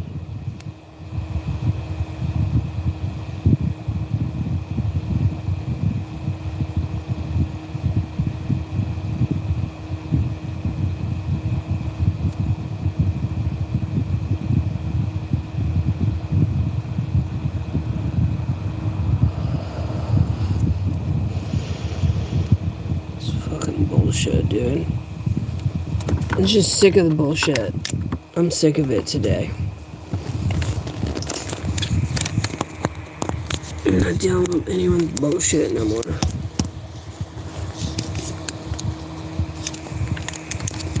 Stupid fucking.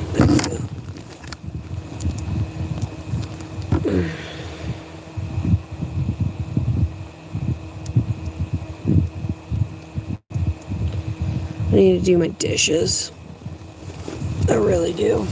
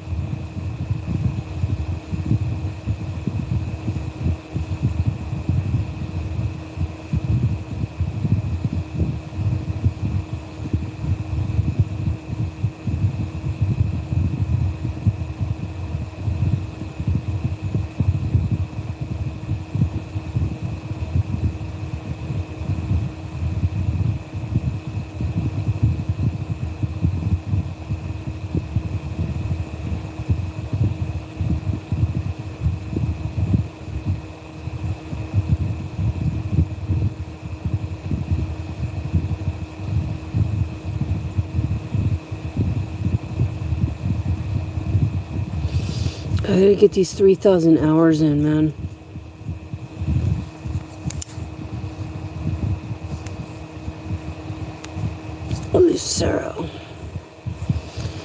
Lucero, Ruby, Landon, Jamie. Thank you. Thank you for coming in. And Sweaty. Thanks for coming in and listening tonight.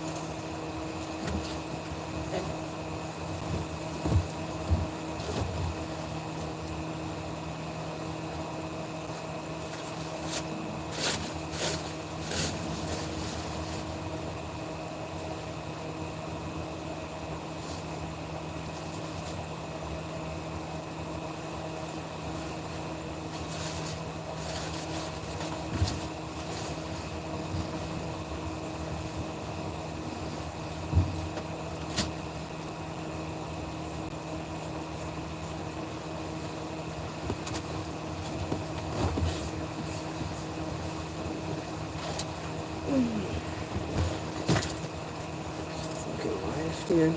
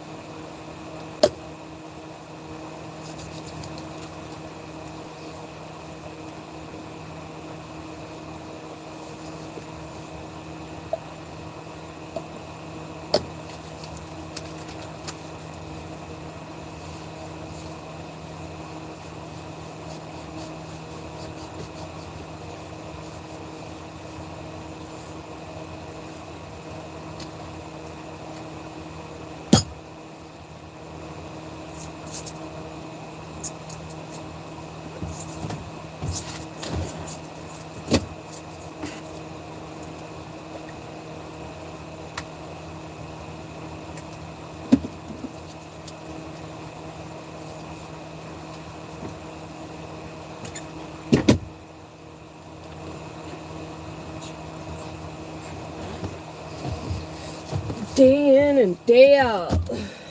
More bullshit.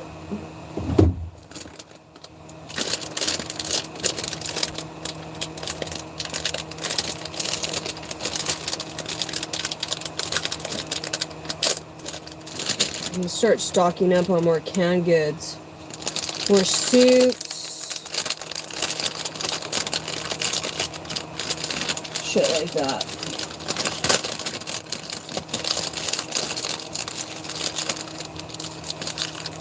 I gotta drop some weight. All this stress has been having me add weight.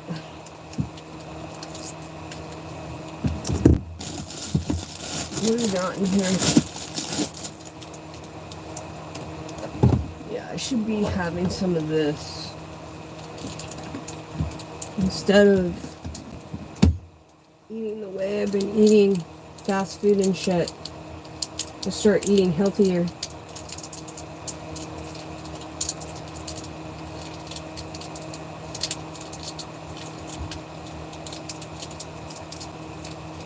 Oh god, I can't open this.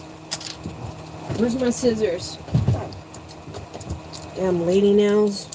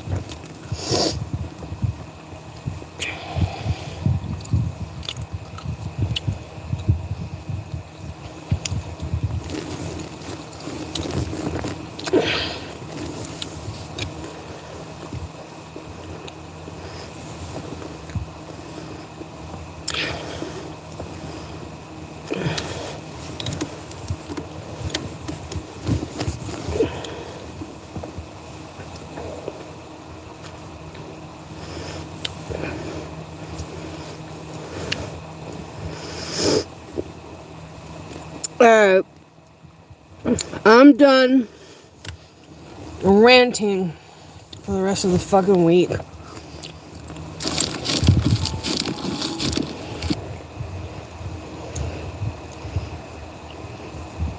No more ranting for me the rest of the week.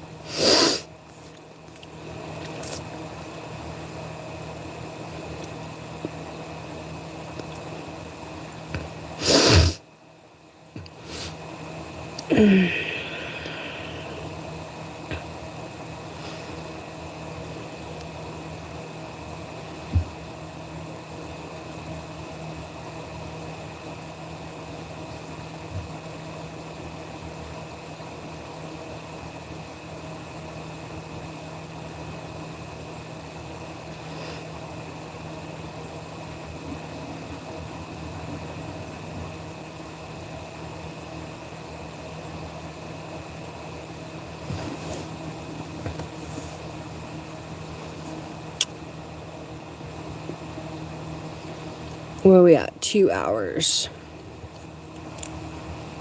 I need this to be a long live.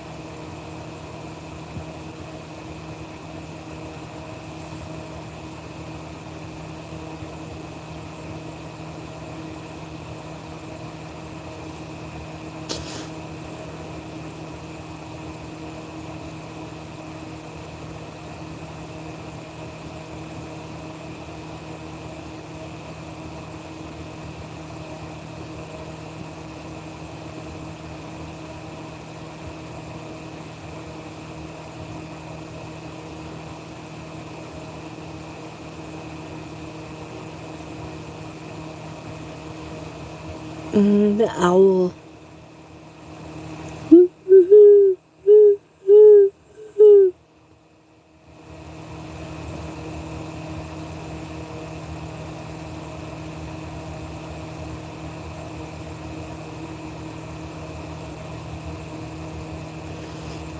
Hi, owl. Woo, woo, woo. Woo, woo, woo.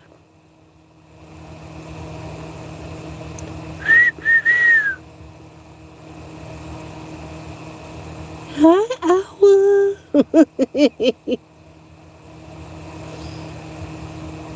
2 in the morning talking to an owl.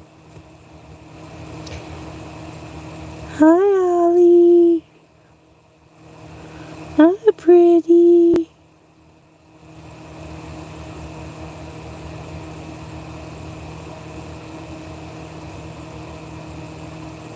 Hi, sweetie. Woo, woo, woo, woo, woo.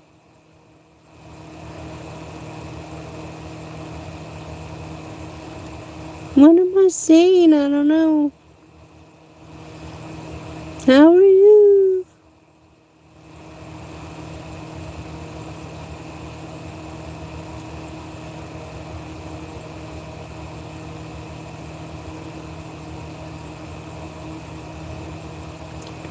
Woo, woo, woo.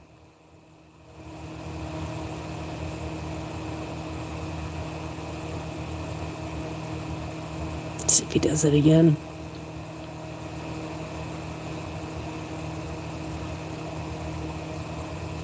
He's talking a lot, though.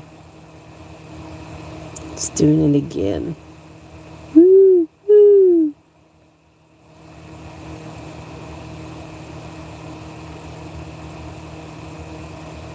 Owls are a trip, how they spin their necks around like that.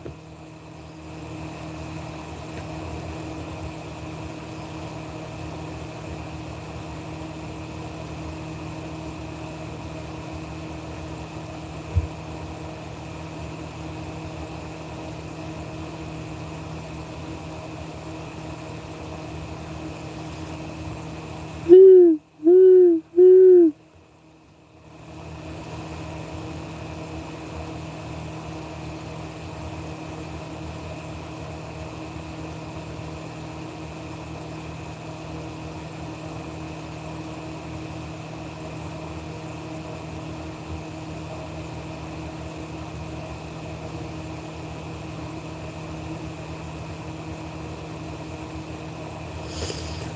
Woo, woo, woo. I'm just mimicking the owl.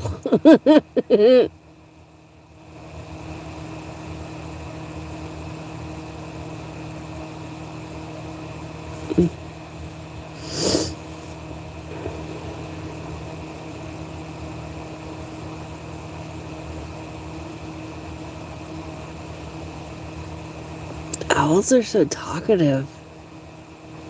Hi, Owlie. Hi, sweetie.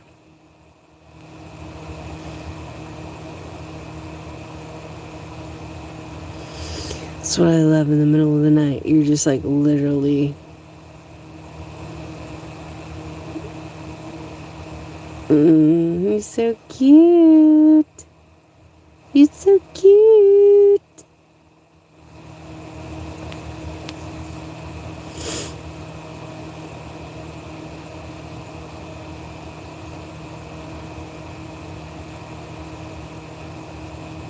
That's my friend the owl.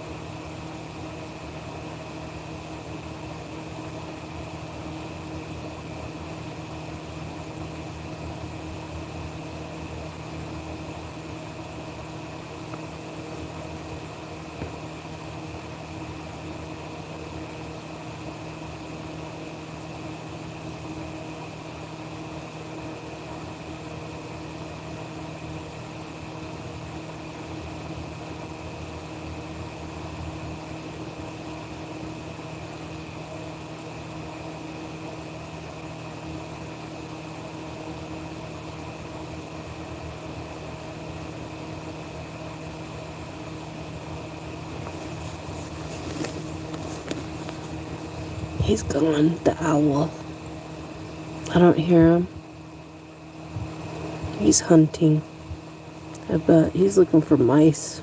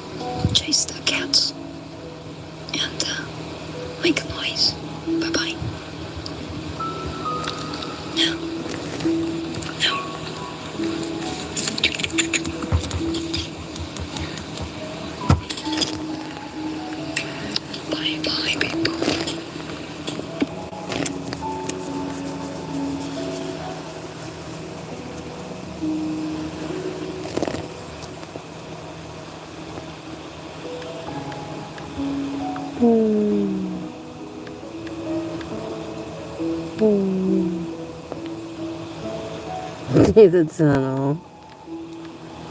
Through the tunnel.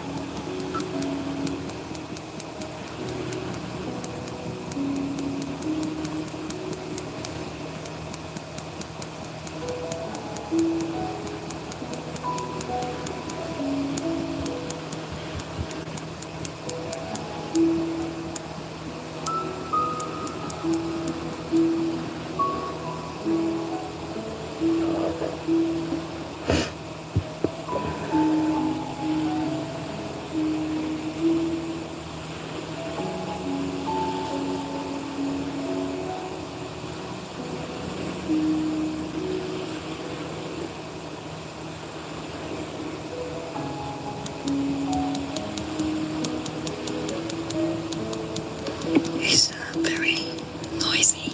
No, he's very naughty.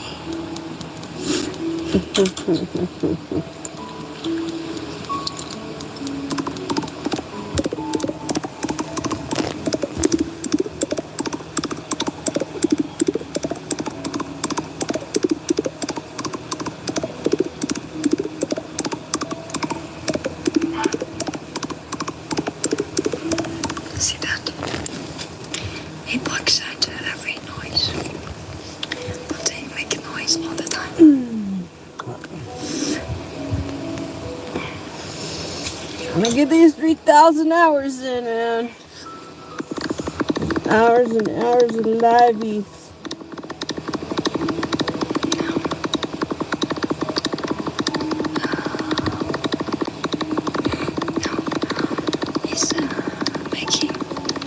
He's black out some noise from the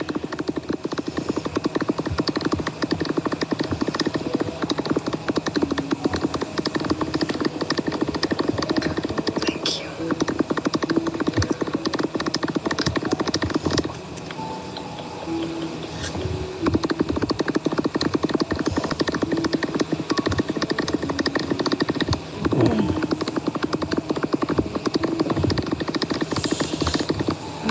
Stretching the back out.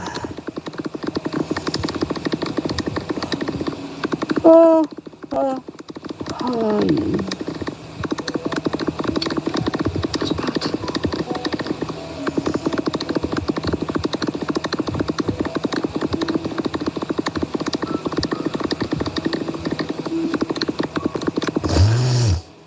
Having a sound.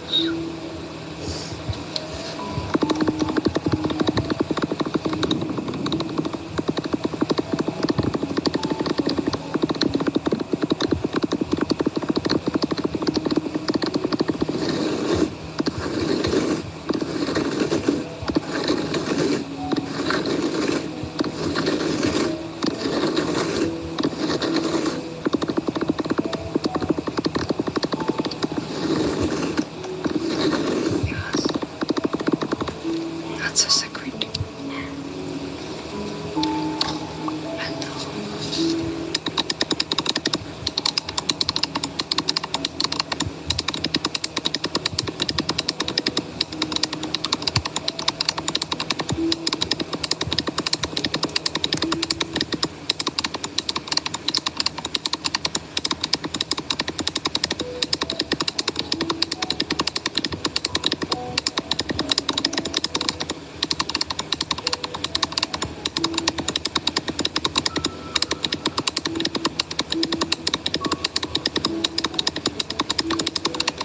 Thank you, Joe.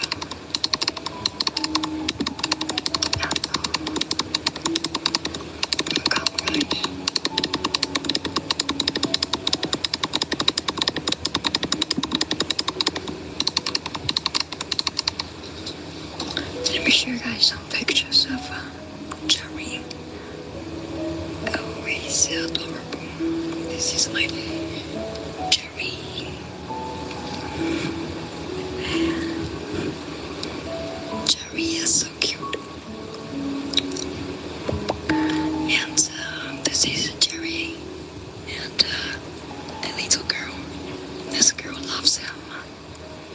and they want to, and she always want to hold them. Well, this one is cute. This one is cute.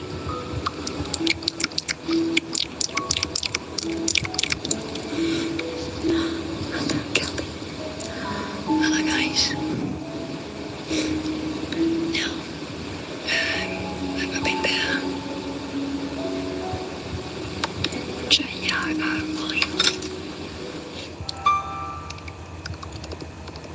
TeulaTwolah.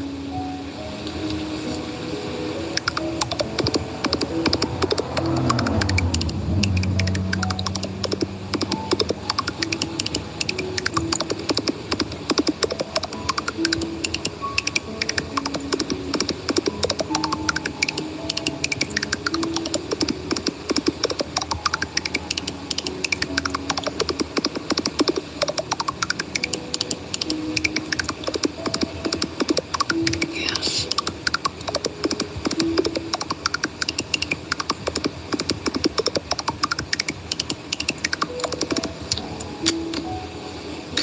Thank you, Kelly. 4 hours.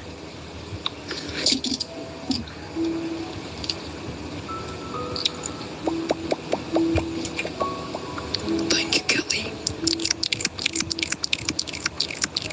Have a good night.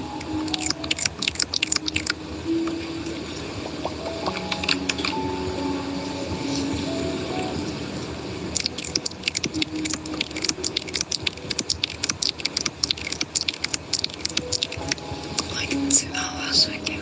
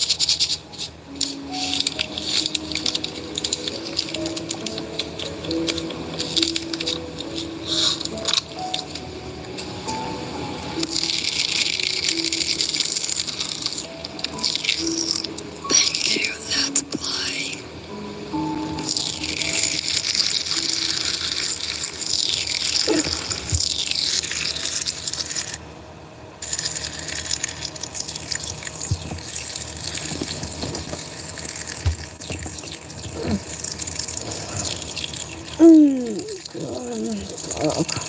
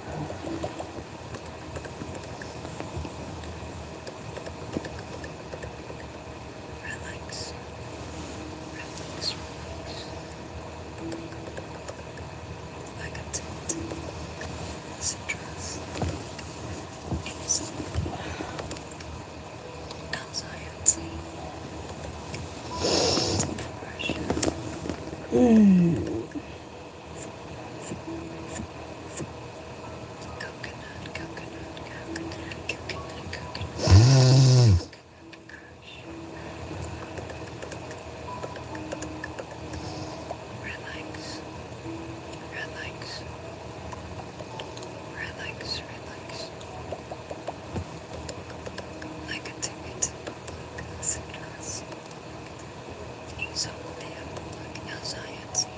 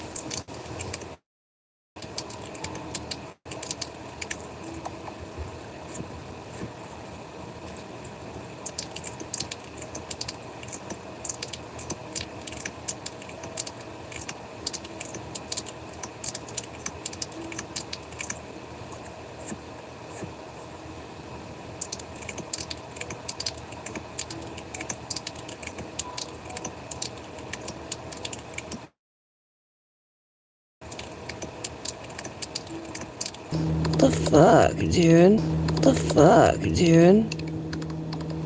Why is my shit?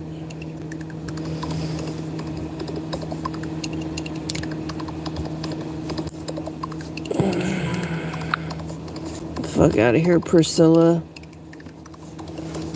Fucking dumbass fucking chick.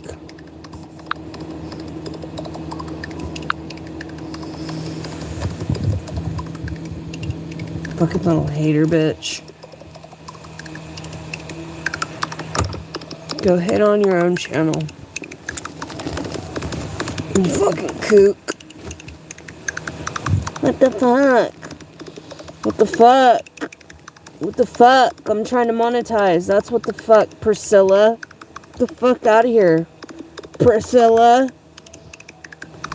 Stupid little people. Little fucking trolls.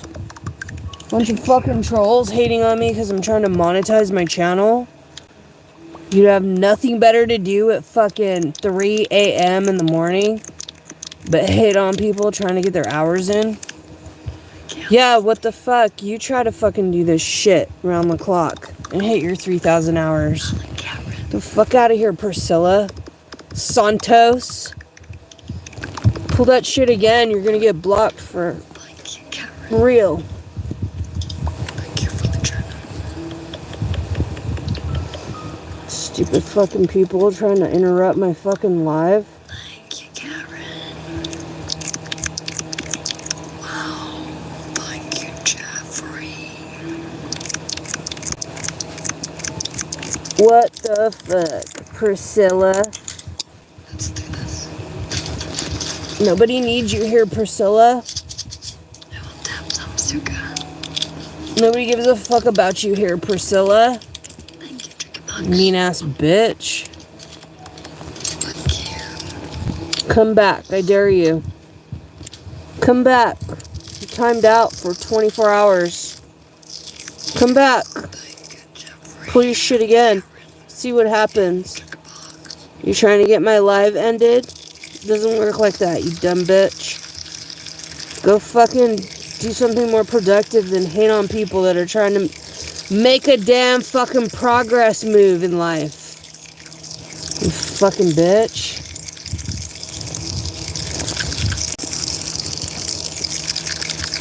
Sick of people like that, dude. Fucking haters. All day long. Now you know why I'm listening to ASMR right now, because the fuck. Damn fucking people always fucking trying to irk me and angle their bullshit.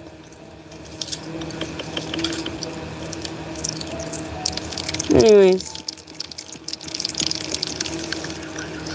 I don't give a fuck anymore.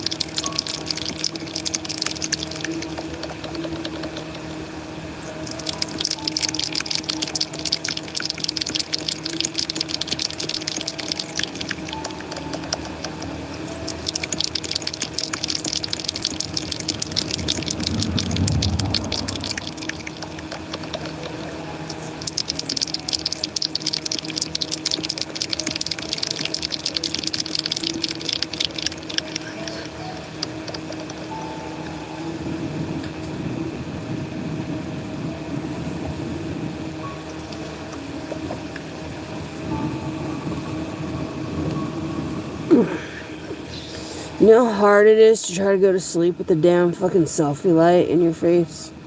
It's pretty fucking hard. What the heck is that noise? Are you eating something? No, it's ASMR. I'm trying to listen to ASMR from all these fucking hater trolls, Miley. Yeah, there's a lot of them that come in here, though.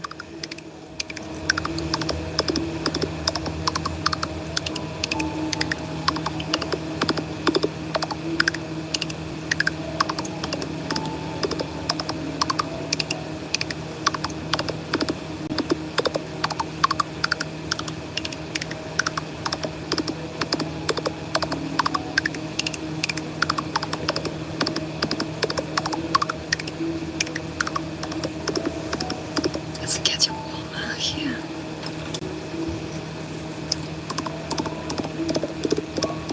I feel like I need to, like, dim this shit just a little bit. Look at how bright that is. Yes. So bright. My future's so bright. Can't even sleep. My future's so bright with so many troll haters for the days to come. I can't even sleep.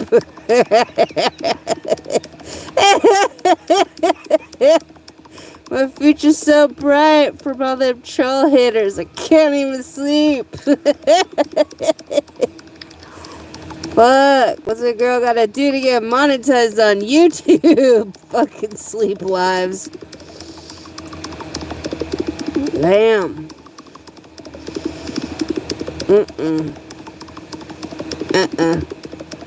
Not doing it today.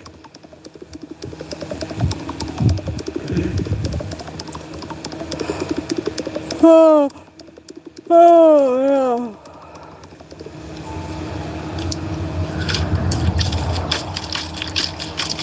That car needs to slow down. She shook my RV.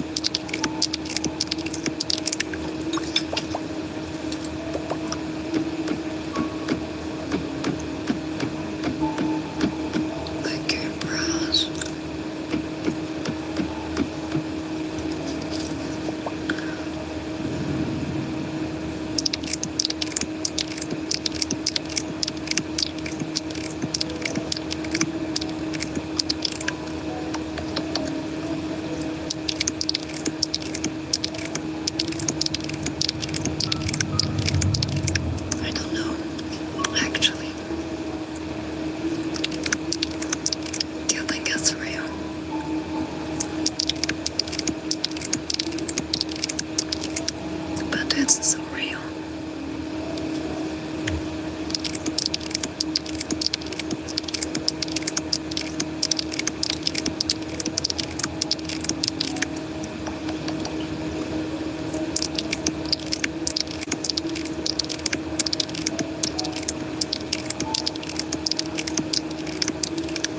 And I'm curious how the battles in this globe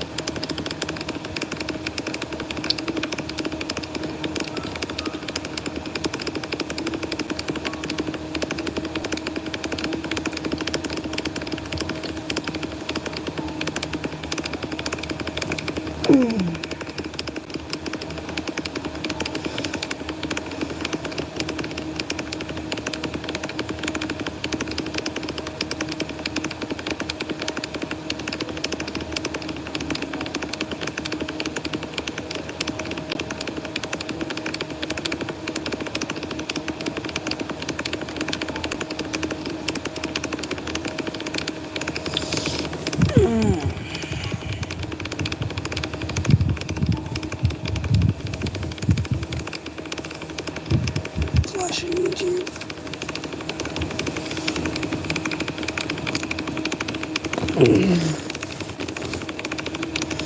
Oh, it's better.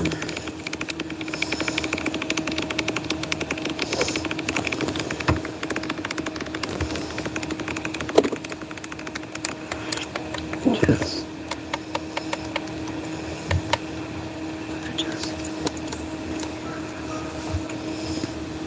Get it going. Okay. That's the one. Good luck. That's the one back twice.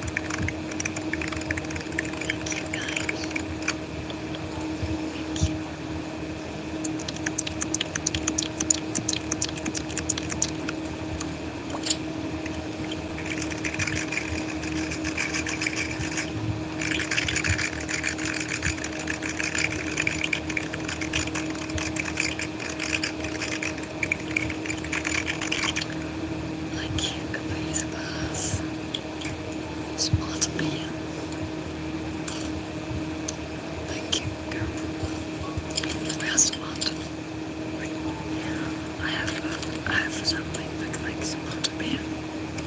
I must have found it.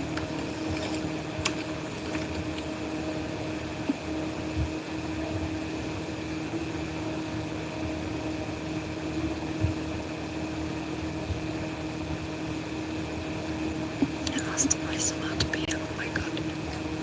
I'm so sad. Do you remember that? Thank you, Elise Bass.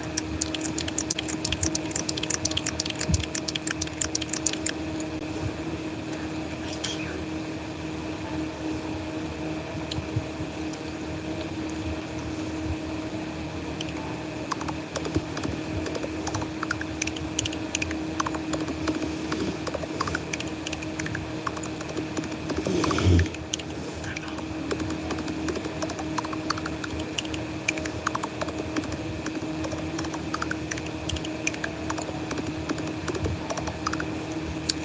Three, two, one, yes. Thank you, Carla. Thank you, Mia. Thank you, Elizabeth. Happy Carla. Thank you, guys. Thank you, Jem. Bye-bye, Jess. Bye-bye, Alexa. Thank you.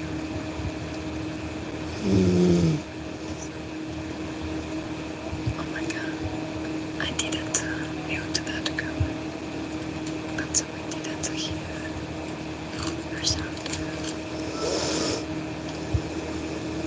That girl's for your last $9. Thank you for the bed too, guys.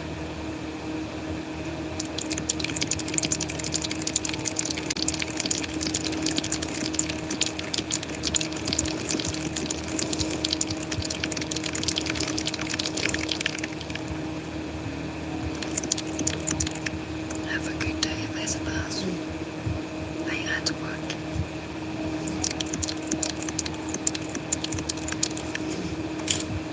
Where is my smart beer? Where do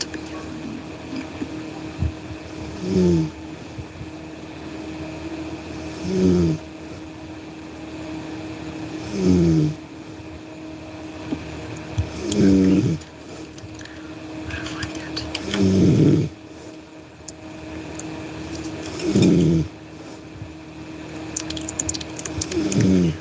The other side.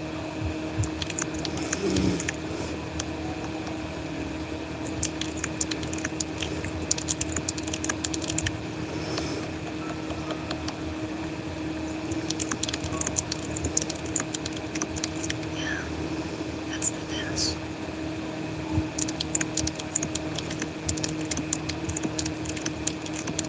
Thank you, Mia.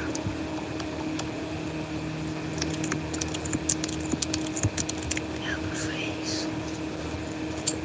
Thank you.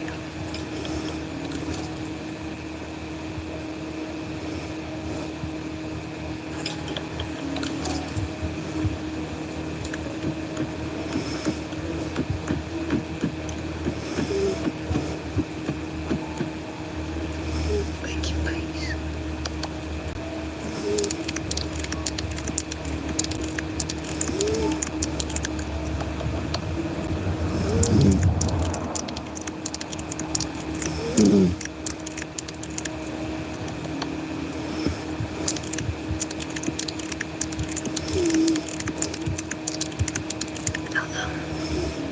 I will be on for another hour.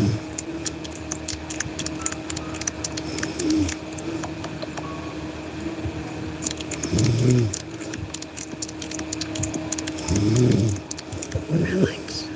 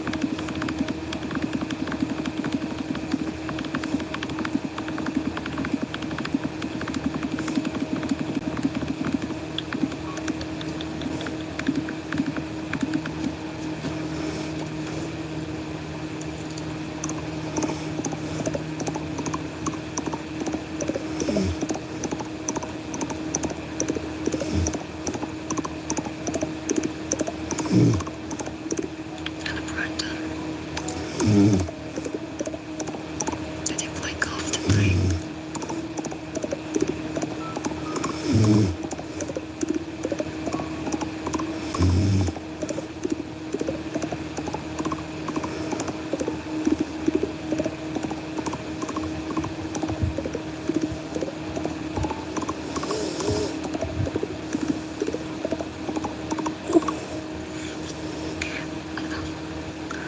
Good morning. Hello, hello.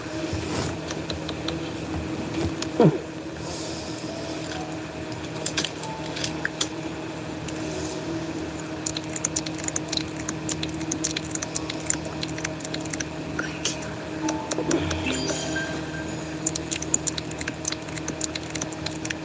Oh, oh. Thank you, Diana. Thank you.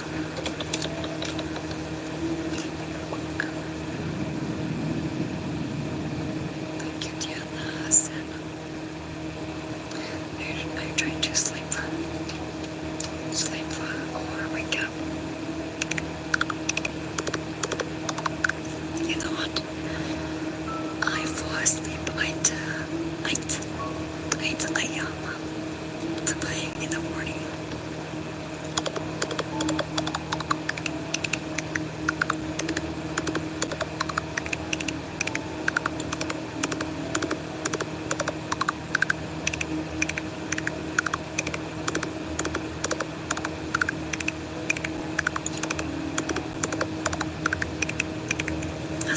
I stay up all night. I cannot fall asleep. And I wake up at 12. So that's like 8, 9, 11, 12, like 5 hours.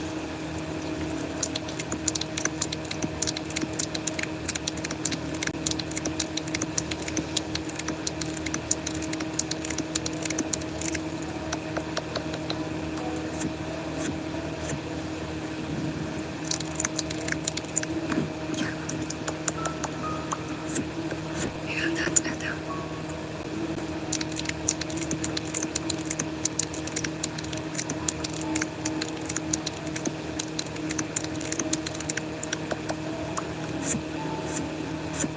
This is his favorite.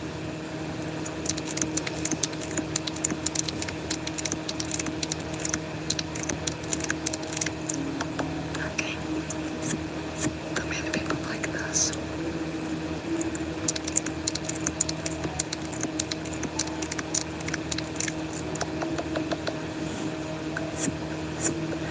Okay, back to 4 p.m.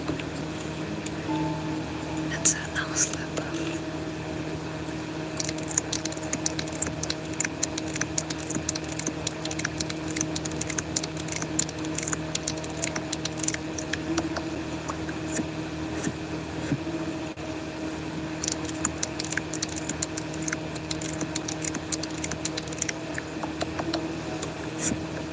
Yes.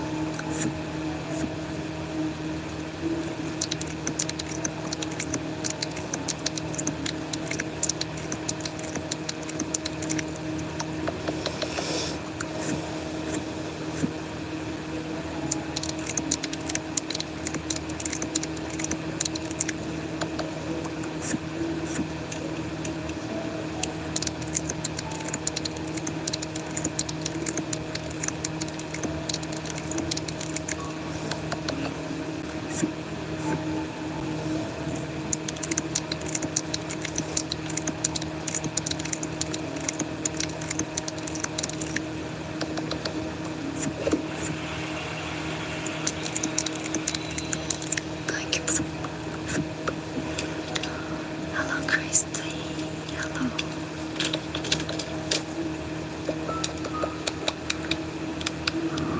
Thank you, Brenda. Relax. relax, relax, relax.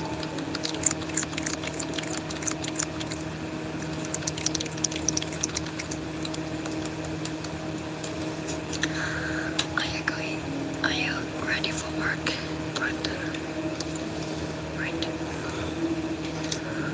Good morning, Christy.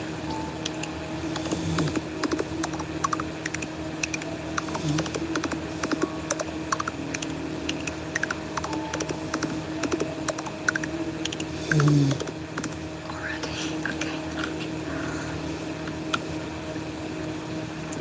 Have a good night. Like, can you listen to ASMR while work? While to work?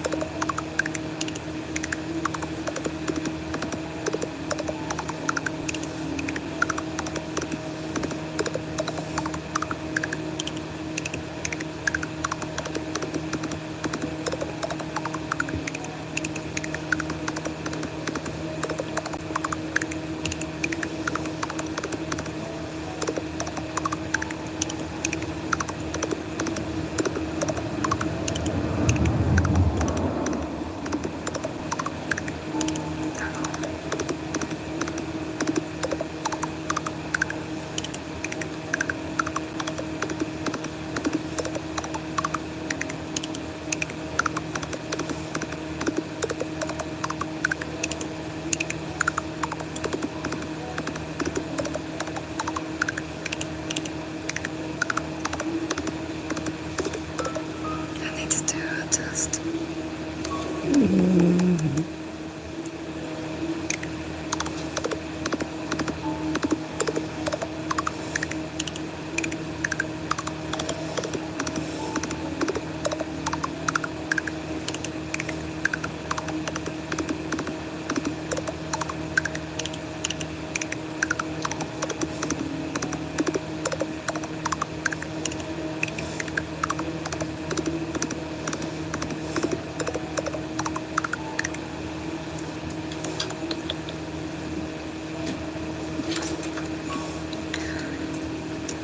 Bird. Why?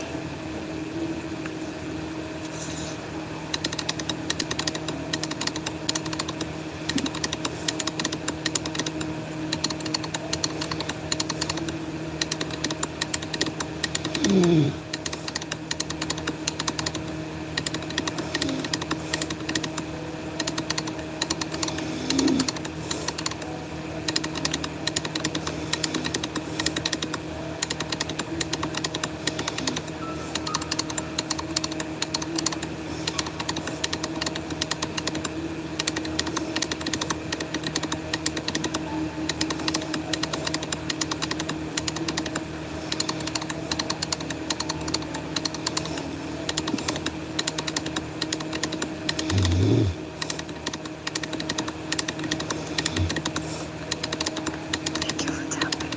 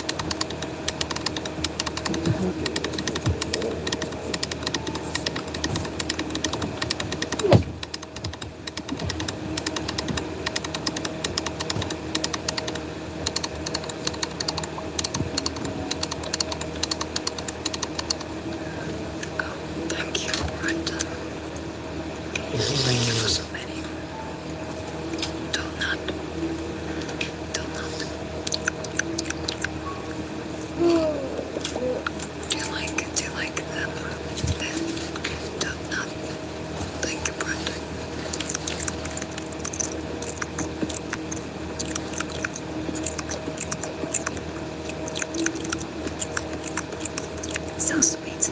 My teeth back up bad.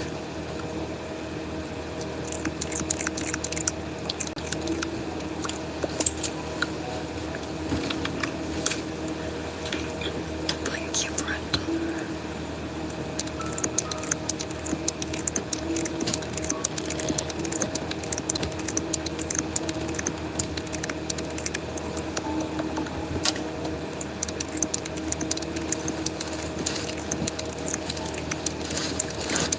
Relax.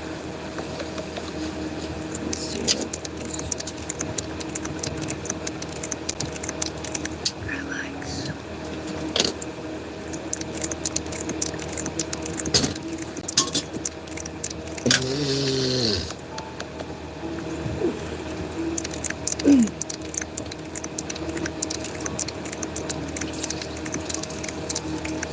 Relax.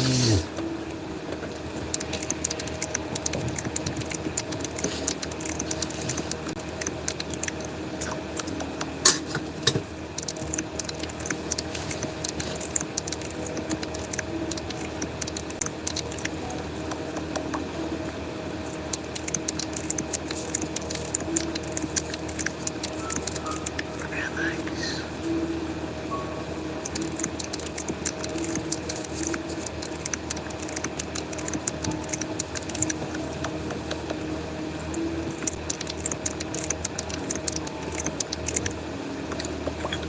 Coconut, coconut, coconut, coconut, coconut brush. Thank you. Relax, relax, relax. Like a ticket, citrus. Is unbelievable anxiety. Depression. Coconut, coconut, coconut, coconut, coconut crush.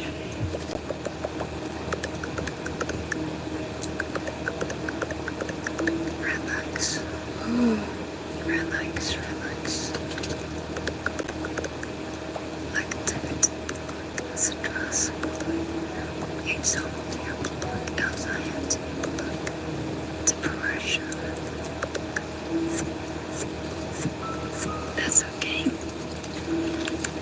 That's okay. Don't worry.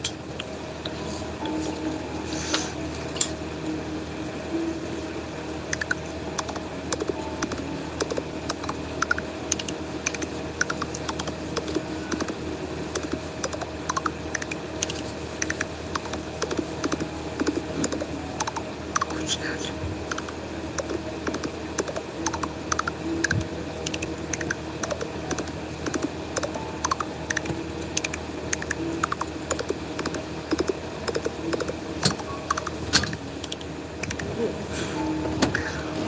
Telling me to them.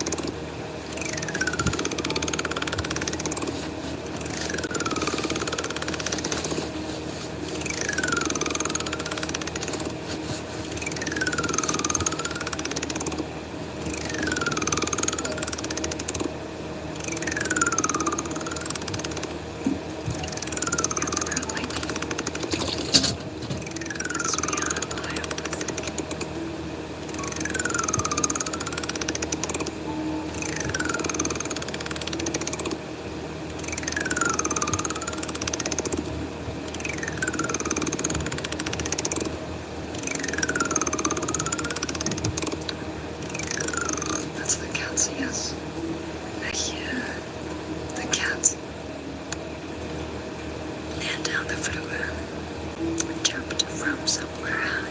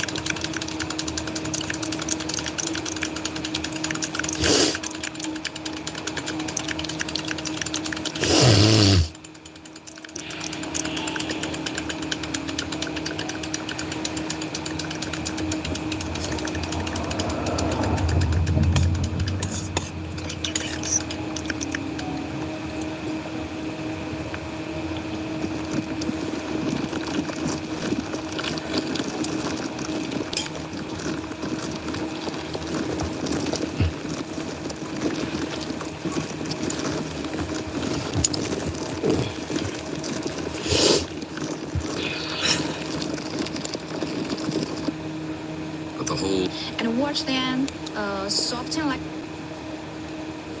wonderful. Yeah, why do I feel like that we're being set up, bro? Why do I feel like we're being set up? We're on the first. Alright, guys. Drop the units. I'm Is right now or no? Is Rex in there right now? He's working. Keep work, tell him to keep work. It's perfect. Damn. This guy's going hard on the boom boom sticks. You're not even making that much commission on this. $3.99 per sale.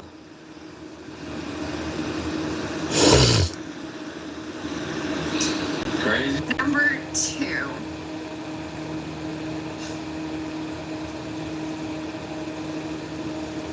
That is so funny. And just tap my nose.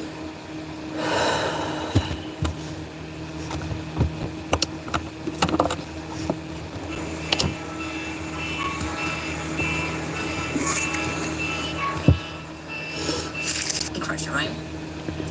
Yeah, you know, to spend like $10 more. Okay, this is an insane deal. So I was on the late last.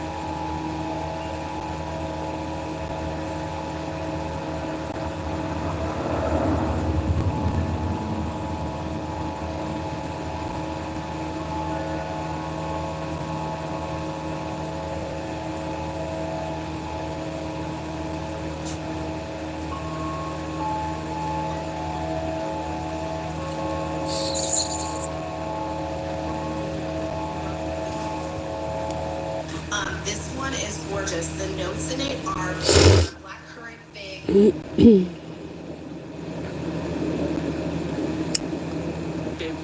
They're selling you this camera for $22.50, and then they have to pay $12 because they're doing rush 3-day shipping, guys. This is a U.S.-based company. They're based in Utah, okay?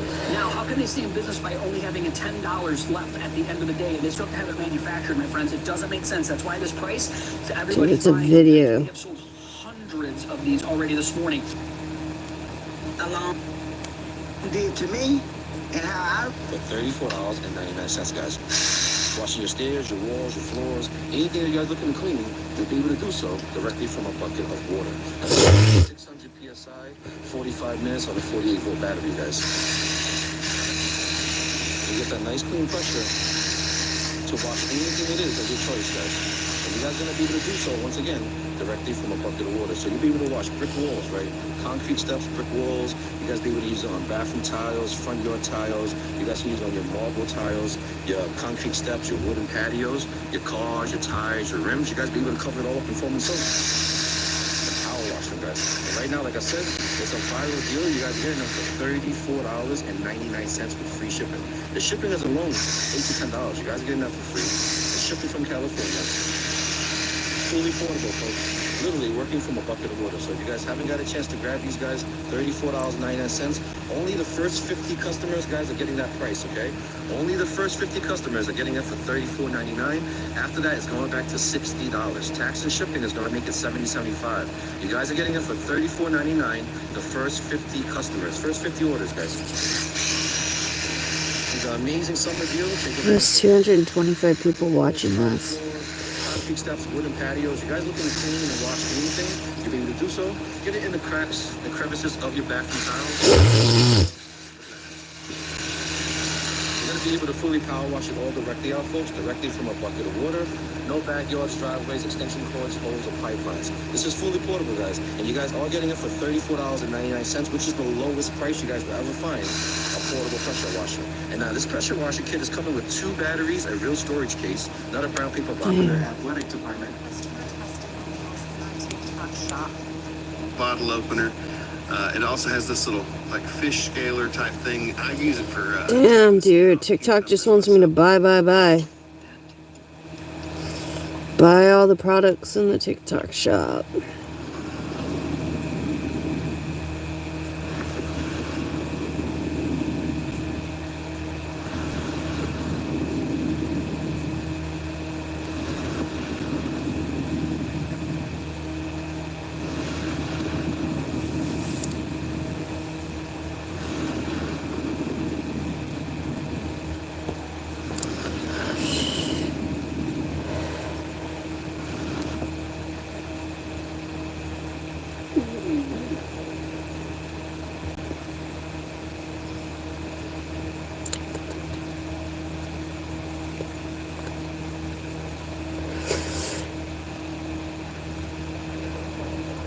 Mm-hmm.